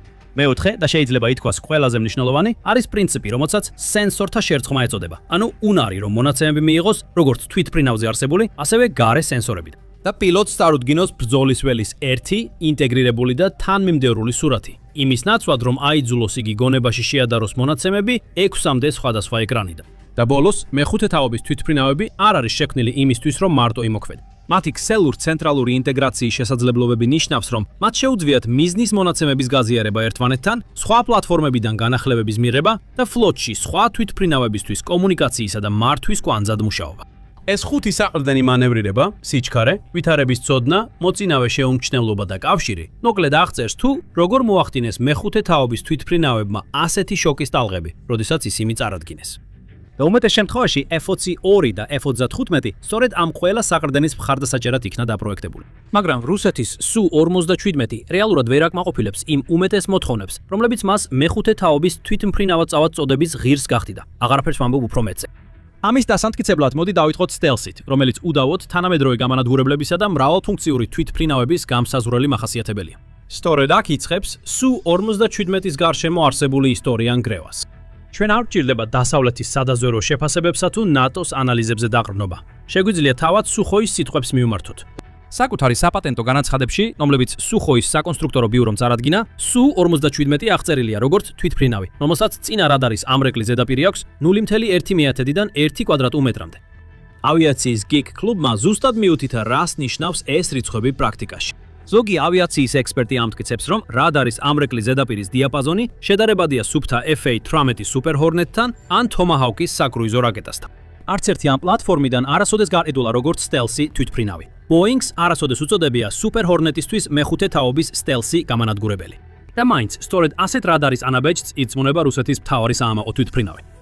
ეხლა შეადარეთ ეს F-35-ს. F-35 Lightning TOS ფრონტალური რადარის ამრეკლი ფართობი, დაახლოებით 0.001-დან 0.005 კვადრატულ მეტრამდეა, რაც დაახლოებით გოლფის ბურთის ზომას შეესაბამება. Su-47-ის საკუთარ პატენტში მითითებულია, რომ მისი რადარის ამრეკლი ფართობი შეიძლება იყოს F-35-ზე 1000-ჯერ მეტი. უბრალოდ წარმოიდგინეთ ამ განსხვავების მასშტაბი 1 წუთით. რეალურ ბრძოლაში F-35-ის რადარი შეძლებს Su-47-ის აღმოჩენას 6-დან 10-ჯერ უფრო დიდი მანძილიდან, ვიდრე Su-47-ს შეუძლია F-35-ის აღმოჩენა. და საჰაერო ბრძოლაში ვინც მტერს პირველი დაინახავს, ის აკონტროლებს შეტაკებას. F-35-თან შედარებით, Su-47 ფაქტობრივად ბრმად მიფრინავს ბრძოლაში, რომლის დაწყებაც შეიძლება ვერც კი გაიგოს და წვრთნები ამას ადასტურებს. აშშ-ში სააერო ძალებმა ჩაატარეს წამყვანი საბრძოლო წვრთნები Red Flag 17, სადაც ისინი უპირისპირდებოდნენ ყველაზე დახვეწილ სიმულირებულ მოწინააღმდეგეს. ამ წვრთნებში F-35-მა დააფიქსირა განადგურების დანაფარდობა 20-დან 1-მდე თანამედროვე მეოთხე თაობის გამანადგურებლების წინააღმდეგ, რომლებიც მხარდაჭერილნი იყვნენ AWACS-ის და საზენიტო სარაკეტო სისტემების თემებით. The Aviation Geek Club კიდევ უფრო შორს მიდის და ვარაუდობს განადგურების 28-დან 1-მდე თანაფარდობას F-35-ის სასარგებლოდ იმ სისტემების წინააღმდეგ, რომლებიც ყველაზე მეტად გავს Su-47-ის სისტემებს. ეს საშინელი ნაკლია, როცა შენი ყველაზე თანამედროვე გამანადგურებლიდან 28 სჭირდება, რომ მხოლოდ ერთი ამერიკული ანალოგი გაანადგუროს. შემდეგ არის პოტენციური პრობლემა თვითფრინავის ძრავასთან დაკავშირებით. Su-47 თვითფრინავი ამჟამად იყენებს Saturn AL-41F1-ის, რომელიც არის შემდგომი წვის ტურბოვენტილატორი და ფაქტობრივად მემკვიდრეობით მიღებულია Su-35-დან არასდროს ყოფილა განკუთვნილი ამ დიზაინისთვის. დაგეგმილი ძრავა სახელად Isdelia 20, ანუ AL-41F1. უნდა უზრუნველყო ნამდვილი მეხუთე თაობის შესრულების მახასიათებლები. შეემცირებინა ინფრაწითელი გამოსხივება, გაეუმჯობესებინა საწვავის ეფექტურობა ხანგრძლივი სუპერკრუიზისთვის და მიეცა ბიძგის მარაგი, რომელიც საჭიროა ნამდვილი მანევრირებისთვის ამ სიჩქარეებზე. ეს ძრავა უკვე 10 წელზე მეტია, რაც მუშავდება და მხოლოდ 2017 წლის ბოლოს შევიდა ფრენის სატესტო ეტაპზე, მრავალჯერადი გადადების შემდეგ. ის ჯერ კიდევ არ არის მასობრივ წარმოებაში, რაც ნიშნავს, რომ რუსეთს ტექნიკურად არ აქვს მეხუთე თაობის ღირსეული ძრავა თავისი ავიაპარკისთვის. ავიაციის ექსპერტმა ვალერი რომანენკომ The New Voice of Ukraine-თან საუბრისას კიდევ ერთი ძირითადი ნაკლოვანება დაასახელა Su-47-ის ბრძანებისა და მართვის სისტემებთან ინტეგრაციაში, რაც მიუთითებს, რომ ის დასავლეთის მეხუთე თაობის პლატფორმების დონესთან ახლოსაც კი არ არის. F-35 არსებითად წარმოადგენს მფრინავ სენსორულ კვანძს, რომელიც მუდმივად აზიარებს მონაცემებს საბრძოლო სივრცეში, რეალურ დროში აწვდის სამიზნე ინფორმაციას სხვა თვითფრინავებს, გემებსა და სახმელეთო ძალებს. Su-47-ის ქსელურ ცენტრული შესაძლებლობები მნიშვნელოვნად ჩამორჩება ამ სტანდარტს. მაგრამ თვითფრინავთან დაკავშირებული პრობლემა მხოლოდ stealth designs, კავშირს ან მის ძრავს არ ეხება. როგორც ჩანს, Su-47 შეიძლება იმდენად სტელსური იყოს, რომ დასავლური მედია ვერაფრით პოულობს მათ რუსულ ავიაბაზებზე. და ამის მიზეზი საკმაოდ მარტივია. საწყისშივე უბრალოდ იმდენი Su-47 არ არსებობს. იმის გასაგებად, თუ რამდენად ცუდად არის საქმე რუსეთისთვის, ერთი რიცხვი უნდა დაიმახსოვროთ. Lockheed Martin-მა მარტო 2025 წელს 191 F-35 თვითფრინავი მიაწოდა. თუ ყველა დასავლურ გამანადგურებელ პროგრამას ჩავთვლით, მათ შორის F-35, F-16, F-15EX რაფალებს, ტაიფუნებს და გრიპენებს, ნატოში ჯამური წარმოება წელიწადში დაახლოებით 290 თვითფრინავს შეადგენს. მაგრამ რუსეთის მთელმა გამანადგურებელი თვითფრინავების საწარმოო ბაზამ 2025 წელს მხოლოდ 33 თვითფრინავის მიწოდება შეძლო და ეს რიცხვი მოიცავს ყველა ტიპის თვითფრინავს, მათ შორის Su-34, Su-35, Su-47 და Su-30. Rostec-ის გენერალურმა დირექტორმა თავად უწოდა 2025 წელს რეკორდული წელი. ასე რომ, რეკორდული წარმოება როგორც ჩანს, წელიწადში ოდნავ მეტია, 30 გამანადგურებელს. ეს მარტივად აიხსნება, როცა გააცნობიერებთ იმ ფართოდ გავრცელებულ სტრუქტურულ და ინფრასტრუქტურულ პრობლემებს, რაც რუსეთს აქვს თავის სამხედრო სამრეწველო კომპლექსში. მაგალითად, Komsomolsk-na-Amuris ქარხანა რუსეთის შორეულ აღმოსავლეთში ერთდროულად აწარმოებს როგორც Su-35-ს, ასევე Su-47-ს.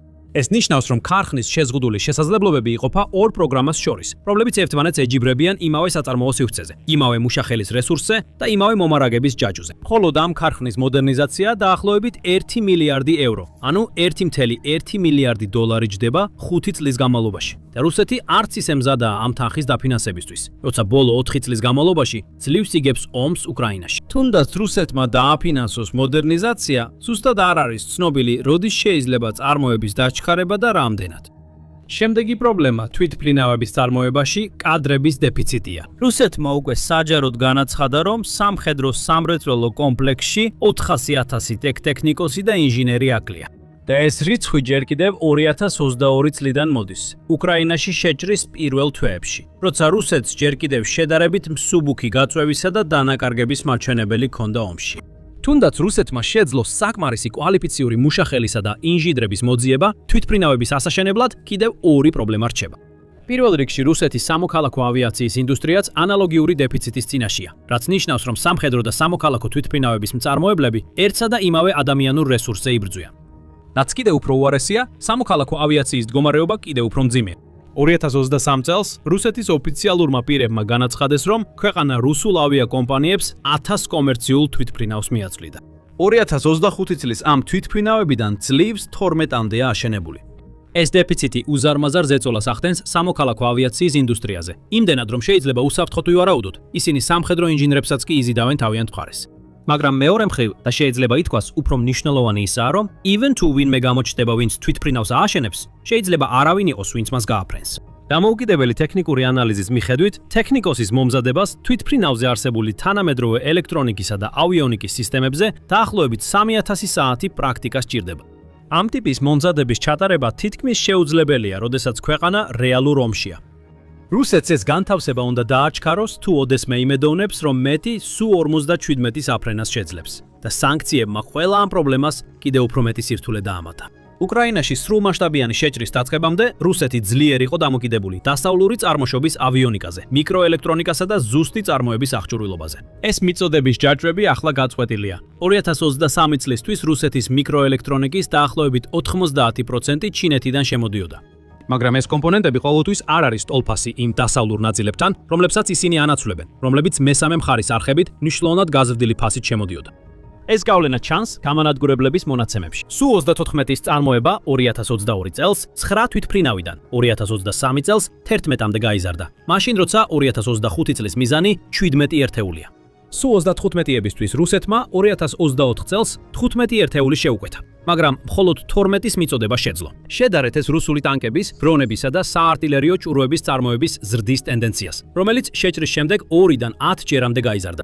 ეს კონტრასტი მნიშვნელოვან რამეს აჩვენებს. მასობრივად წარმოებული საბრძოლო მასალებისა და ჯავშან ტექნიკის წარმოება შესაძლებელია არსებული საბჭოთა მემკვიდრეობის ინდუსტრიული ინფრასტრუქტურით. გამანადგურებელი თვითმფრინავების შემთხვევაში ეს შეუძლებელია. მათ სჭირდებათ ზუსტი კომპონენტები, რომლებიც დამზადებულია ვიწრო ტოლერანსებით და მიწოდების ჯაჭვში ნებისმიერი შეფერხება მთელ ასამბლეის პროცესზე აისახება. სიტუაცია იმდენად სერიოზული გახდა, რომ გავრცელებული ინფორმაციით რუსეთმა სცადა ინდიისა და მიანმარისთვის ადრე მიწოდებული სამხედრო დანიშნულების ელექტრონული კომპონენტების უკან გამოსყიდვა. ის ექსპორტისთვის განკუთვნილი მიწოდებებიდან ნაწილებს იღებდა, რათა საკუთარი ქვეყნის საწარმოო ხაზები უზრუნველყო. ეს ფაქტობრივად ნიშნავს, რომ რუსეთი საკუთარი საერთაშორისო ურთიერთობების გაწირვით ცდილობს გადარჩენას. და ამ ყველაფრის ფონზე Su-57-ს რეალურად მხოლოდ ის ნარჩენები რჩება, რაც Su-34-ისა და Su-35-ის ხაზებმა წაიღეს. 2025 წელს ეს იმას ნიშნავდა, რომ მთელი წლის განმავლობაში რუსეთის საჰაერო ძალებისთვის მხოლოდ 2 Su-57 გადაეცათ. მაგრამ სანამ გავაგრძელებთ, დარწმუნდით, რომ გამოწერილი გაქვთ The Military Show. ჩვენ ყოველდღე ვაქვეყნებთ სიახლეებსა და დეტალურ ანალიტიკას, რათა ინფორმირებული იყოთ. ეხლა დაუბრუნდეთ Su-57-ს მიწოდების ჯაჭვისა და სტელსის პრობლემების გარდა. არსებობს ერთი შესაძლო პრობლემა, რომელსაც რუსეთი შეიძლება ვერ გადალახოს. არავინ არის, ვინც ამ თვითმფრინავს იყიდის და რუსეთს მის გაყიდვაზე მოგების მიღების საშუალებას მისცემს. ეს ასევე უკავშირდება უკრაინის ომს, მაგრამ მისი ფესვები ბევრად უფრო ღრმაა. 10 წლეულების განმავლობაში რუსეთის იარაღის ექსპორტი გეოპოლიტიკური საყრდენი იყო, რომელიც დასავლეთს აღმოსავლეთისგან, კაპიტალისტებს სოციალისტური სამყაროსგან ყოფდა.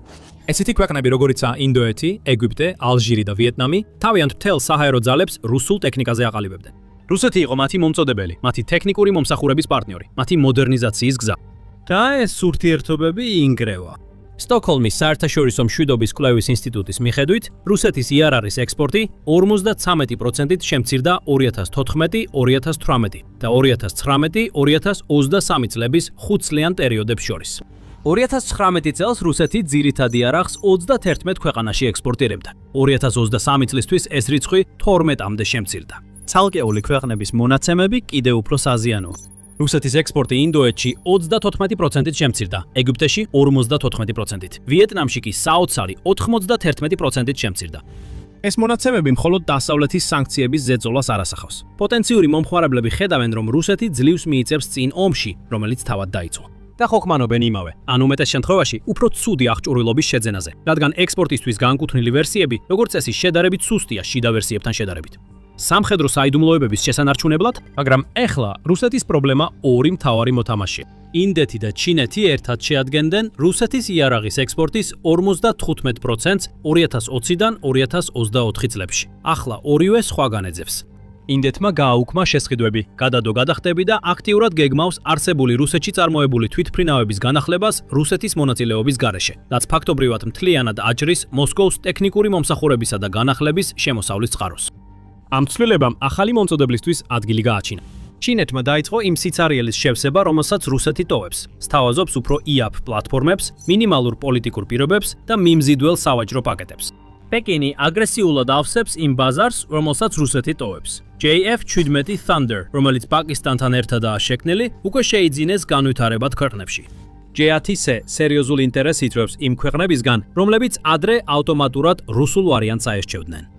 და ამ დინამიკას კიდევ უფრო აძლიერებს თავად უკრაინის ომი, სადაც რუსული საჰაერო ძალების შეზღუდვები რეალურ დროში მთელ მსოფლიოს ეცნობა. ქვეყნები, რომლებიც ადრე რუსული მიწოდების დაგვიანებებსა და შესაძლებლობების ნაკლებობას ითმებობას ითმენდნენ, რადგან სხვა რეალური ალტერნატივა არ არსებობდა, ახლა აღმოაჩენენ, რომ ალტერნატივები არსებობს და ჩინეთი ამას აქტიურად აცნობებს მათ. ამ ყველაფრის ფონზე Su-57-ის ექსპორტის პროგრამა ფაქტობრივად დასრულდა, სანამ დაიწყებოდა. ალჟირმა 14-დან მხოლოდ 2 თვითმფრინავი მიიღო. ინდოეთმა 2018 წელს ერთობლივი განვითარების ინიციატივიდან გამოვიდა, ხარჯებისა და შესაძლებლობების შესახებ შეშფოთების გამო. მაგრამ რა ხდება უკრაინასთან დაკავშირებით? ნამდვილ ფრონტის ხაზზე ხომ Su-57 თვითმფრინავები ნამდვილად თავს იჩენენ, როგორც რუსეთის საჰაერო ფლოტის ყველაზე თანამედროვე და ძლიერ თვითმფრინავები. მაგრამ სინამდვილეში რეაქცია საუკეთესო შემთხვევაში საკმაოდ გულგრილი იყო.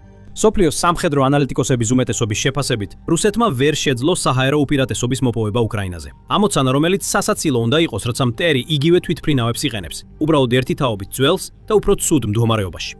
უკრაინამ 1989 წელსაც კი საკუთარი თვითმფრინავების ნაწილი რუსეთს მიყიდა, რათა ენერგეტიკული ვალები დაეფარა. არა, Su-57 განსაკუთრებით არ ჩანს მნიშვნელოვან ოპერაციებში სადაო საჰაერო სივრცეში. ჰოფილმა EA Traumatic Growler-ის პილოტმა ადამ დემუდემ ისრაელის იერიშები ირანის საჰაერო თავდაცვის სისტემებზე აღნიშნა. ეს ოპერაციები F-35-იებმა რამდენიმე დღის განმავლობაში ჩაატარეს და ისრაელის თვითმფრინავები თითქმის უვნებლად დაბრუნდნენ. ისინი გახდნენ ნიმუში იმისა, თუ როგორი შეიძლება იყოს ნამდვილი სტელსის შესაძლებლობებით აღჭურვილი საჰაერო ძალა პრაქტიკაში. მისი თქმით, ნატო შეძლებდა იგივე მისიის შესრულებას რუსეთის საჰაერო თავდაცვის წინააღმდეგ და შემდგომი ფრენები არსებით წინააღმდეგობას აღარ შეხდებოდნენ. მაგრამ რუსეთს არ შეუძლია ამის გაკეთება უკრაინაში, ქვეყანაში, რომელსაც ნატოს ბიუჯეტის და საჰაერო თავდაცვის შესაძლებლობების მხოლოდ მცირე ნაწილი აქვს. და მისი ეგრეთ წოდებული მეხუთე თაობის ფლაგმანი ომის უმეტეს ნაწილს ატარებდა რუსული საჰაერო სივრცის სიღრმიდან ფრთოსანი რაკეტებისა და არამართვადი პლანირებადი ბომბების გაშვებაში, ვიდრე ფრონტის ხაზის თავზე საჰაერო სივრცისთვის ბრძოლაში. და ამ ყველაფრის ფონზე მოსკოვი აგზელებს პროპაგანდას. UAC-მა, რუსეთის სახელმწიფო საავიაციო სააგენტომ და TASS-მა განაცხადეს, რომ განახლებული Su-57 შეიძლება გახდეს მსოფლიოში პირველი მე-6 თაობის საბრძოლო თვითმფრინავი, რომელიც შევა ექსპლუატაციაში. ვიქტორ ბონდარევი, რუსეთის აეროკოსმოსური ძალების ყოფილი სარდალი და ახლა ფედერაციის საბჭოს თავდაცვისა და უსაფრთხოების კომიტეტის თავმჯდომარე, საჯაროდ გამოვიდა განცხადებით. მან მას უწოდა საუკეთესო სტელსის მახასიათებლების მხრივ, რომელიც აერთიანებს ყველაფერს საუკეთესოს, რაც თანამედროვე საავიაციო მეცნიერებაში არსებობს. ეს არის ადამიანი, რომელიც აღწერს თვითმფრინავს, რომლის მწარმოებლის პატენტიც ადასტურებს, რომ მას აქვს ფრთოსანი რაკეტის რადარული არეკulis ფართობი. ეს უბრალოდ არჩენებს, რამდენად შორს აღწევს რუსული პროპაგანდა, როდესაც ისინი გადაწყვეტენ მე-4 თაობის გამანადგურებელი თვითმფრინავის მომავალზე, გათვლილ მე-6 თაობის გამანადგურებლად გასაღებას. ისეთი, როგორიც აშშ-საც კი ჯერ არ აუშენებია. ასე რომ არა, Su-57 ფელონი არ არის გვირგვინის ძვირფასი ქვა. ეს არის სიმბოლო იმისა, რაც ხდება, როდესაც ცივი ომის საფუძვლებზე აშენებული სამხედრო სამრეწველო კომპლექსი ცდილობს კონკურენცია გაუწიოს 21 საუკუნის დასავლურ ავიაკოსმოსურ ინჟინერიას. ამავდროულად სანქციების შოკის, შემცირებული საწარმოო შესაძლებლობების და გამოფიტვის ომის ზემოქმედების ატანაც უწევს. ომისა, რომელიც ანადგურებს რესურსებს, რომელთა აღდგენაც შეუძლებელია. რუსეთს წლების წარმოების შემდეგ 35-ზე ნაკლები მოქმედი Su-57 ხავს. მისმა ერთადერთმა საექსპორტო კლიენტმა რამდენიმე წელიწადში მხოლოდ 2 თვითმფრინავი მიიღო. მისი ძრავები 10 წლით ჩამორჩება გრაფიკს. მისი უხილაობის მაჩვენებელი დოკუმენტურად 1000 ჯერ უარესია იმ თვითმფრინავთან შედარებით, მომენტანაც კონკურენცია უნდა გაეწია. ადრინდელი მყიდველები თავს ანებებენ და ჩინეთი უკვე იზიდავს მათ. მაგრამ Su-57 მხოლოდ რუსეთის საჰაერო ძალების კრიზისის დასაწყისია. დამატებითი ინფორმაციისთვის ნახეთ ეს ვიდეო და არ დაგავიწყდეთ გამოიწეროთ The Military Show, რომ ყოველდღიურად მიიღოთ სიახლეები გლობალური ომებისა და გეოპოლიტიკის ყველა თემაზე.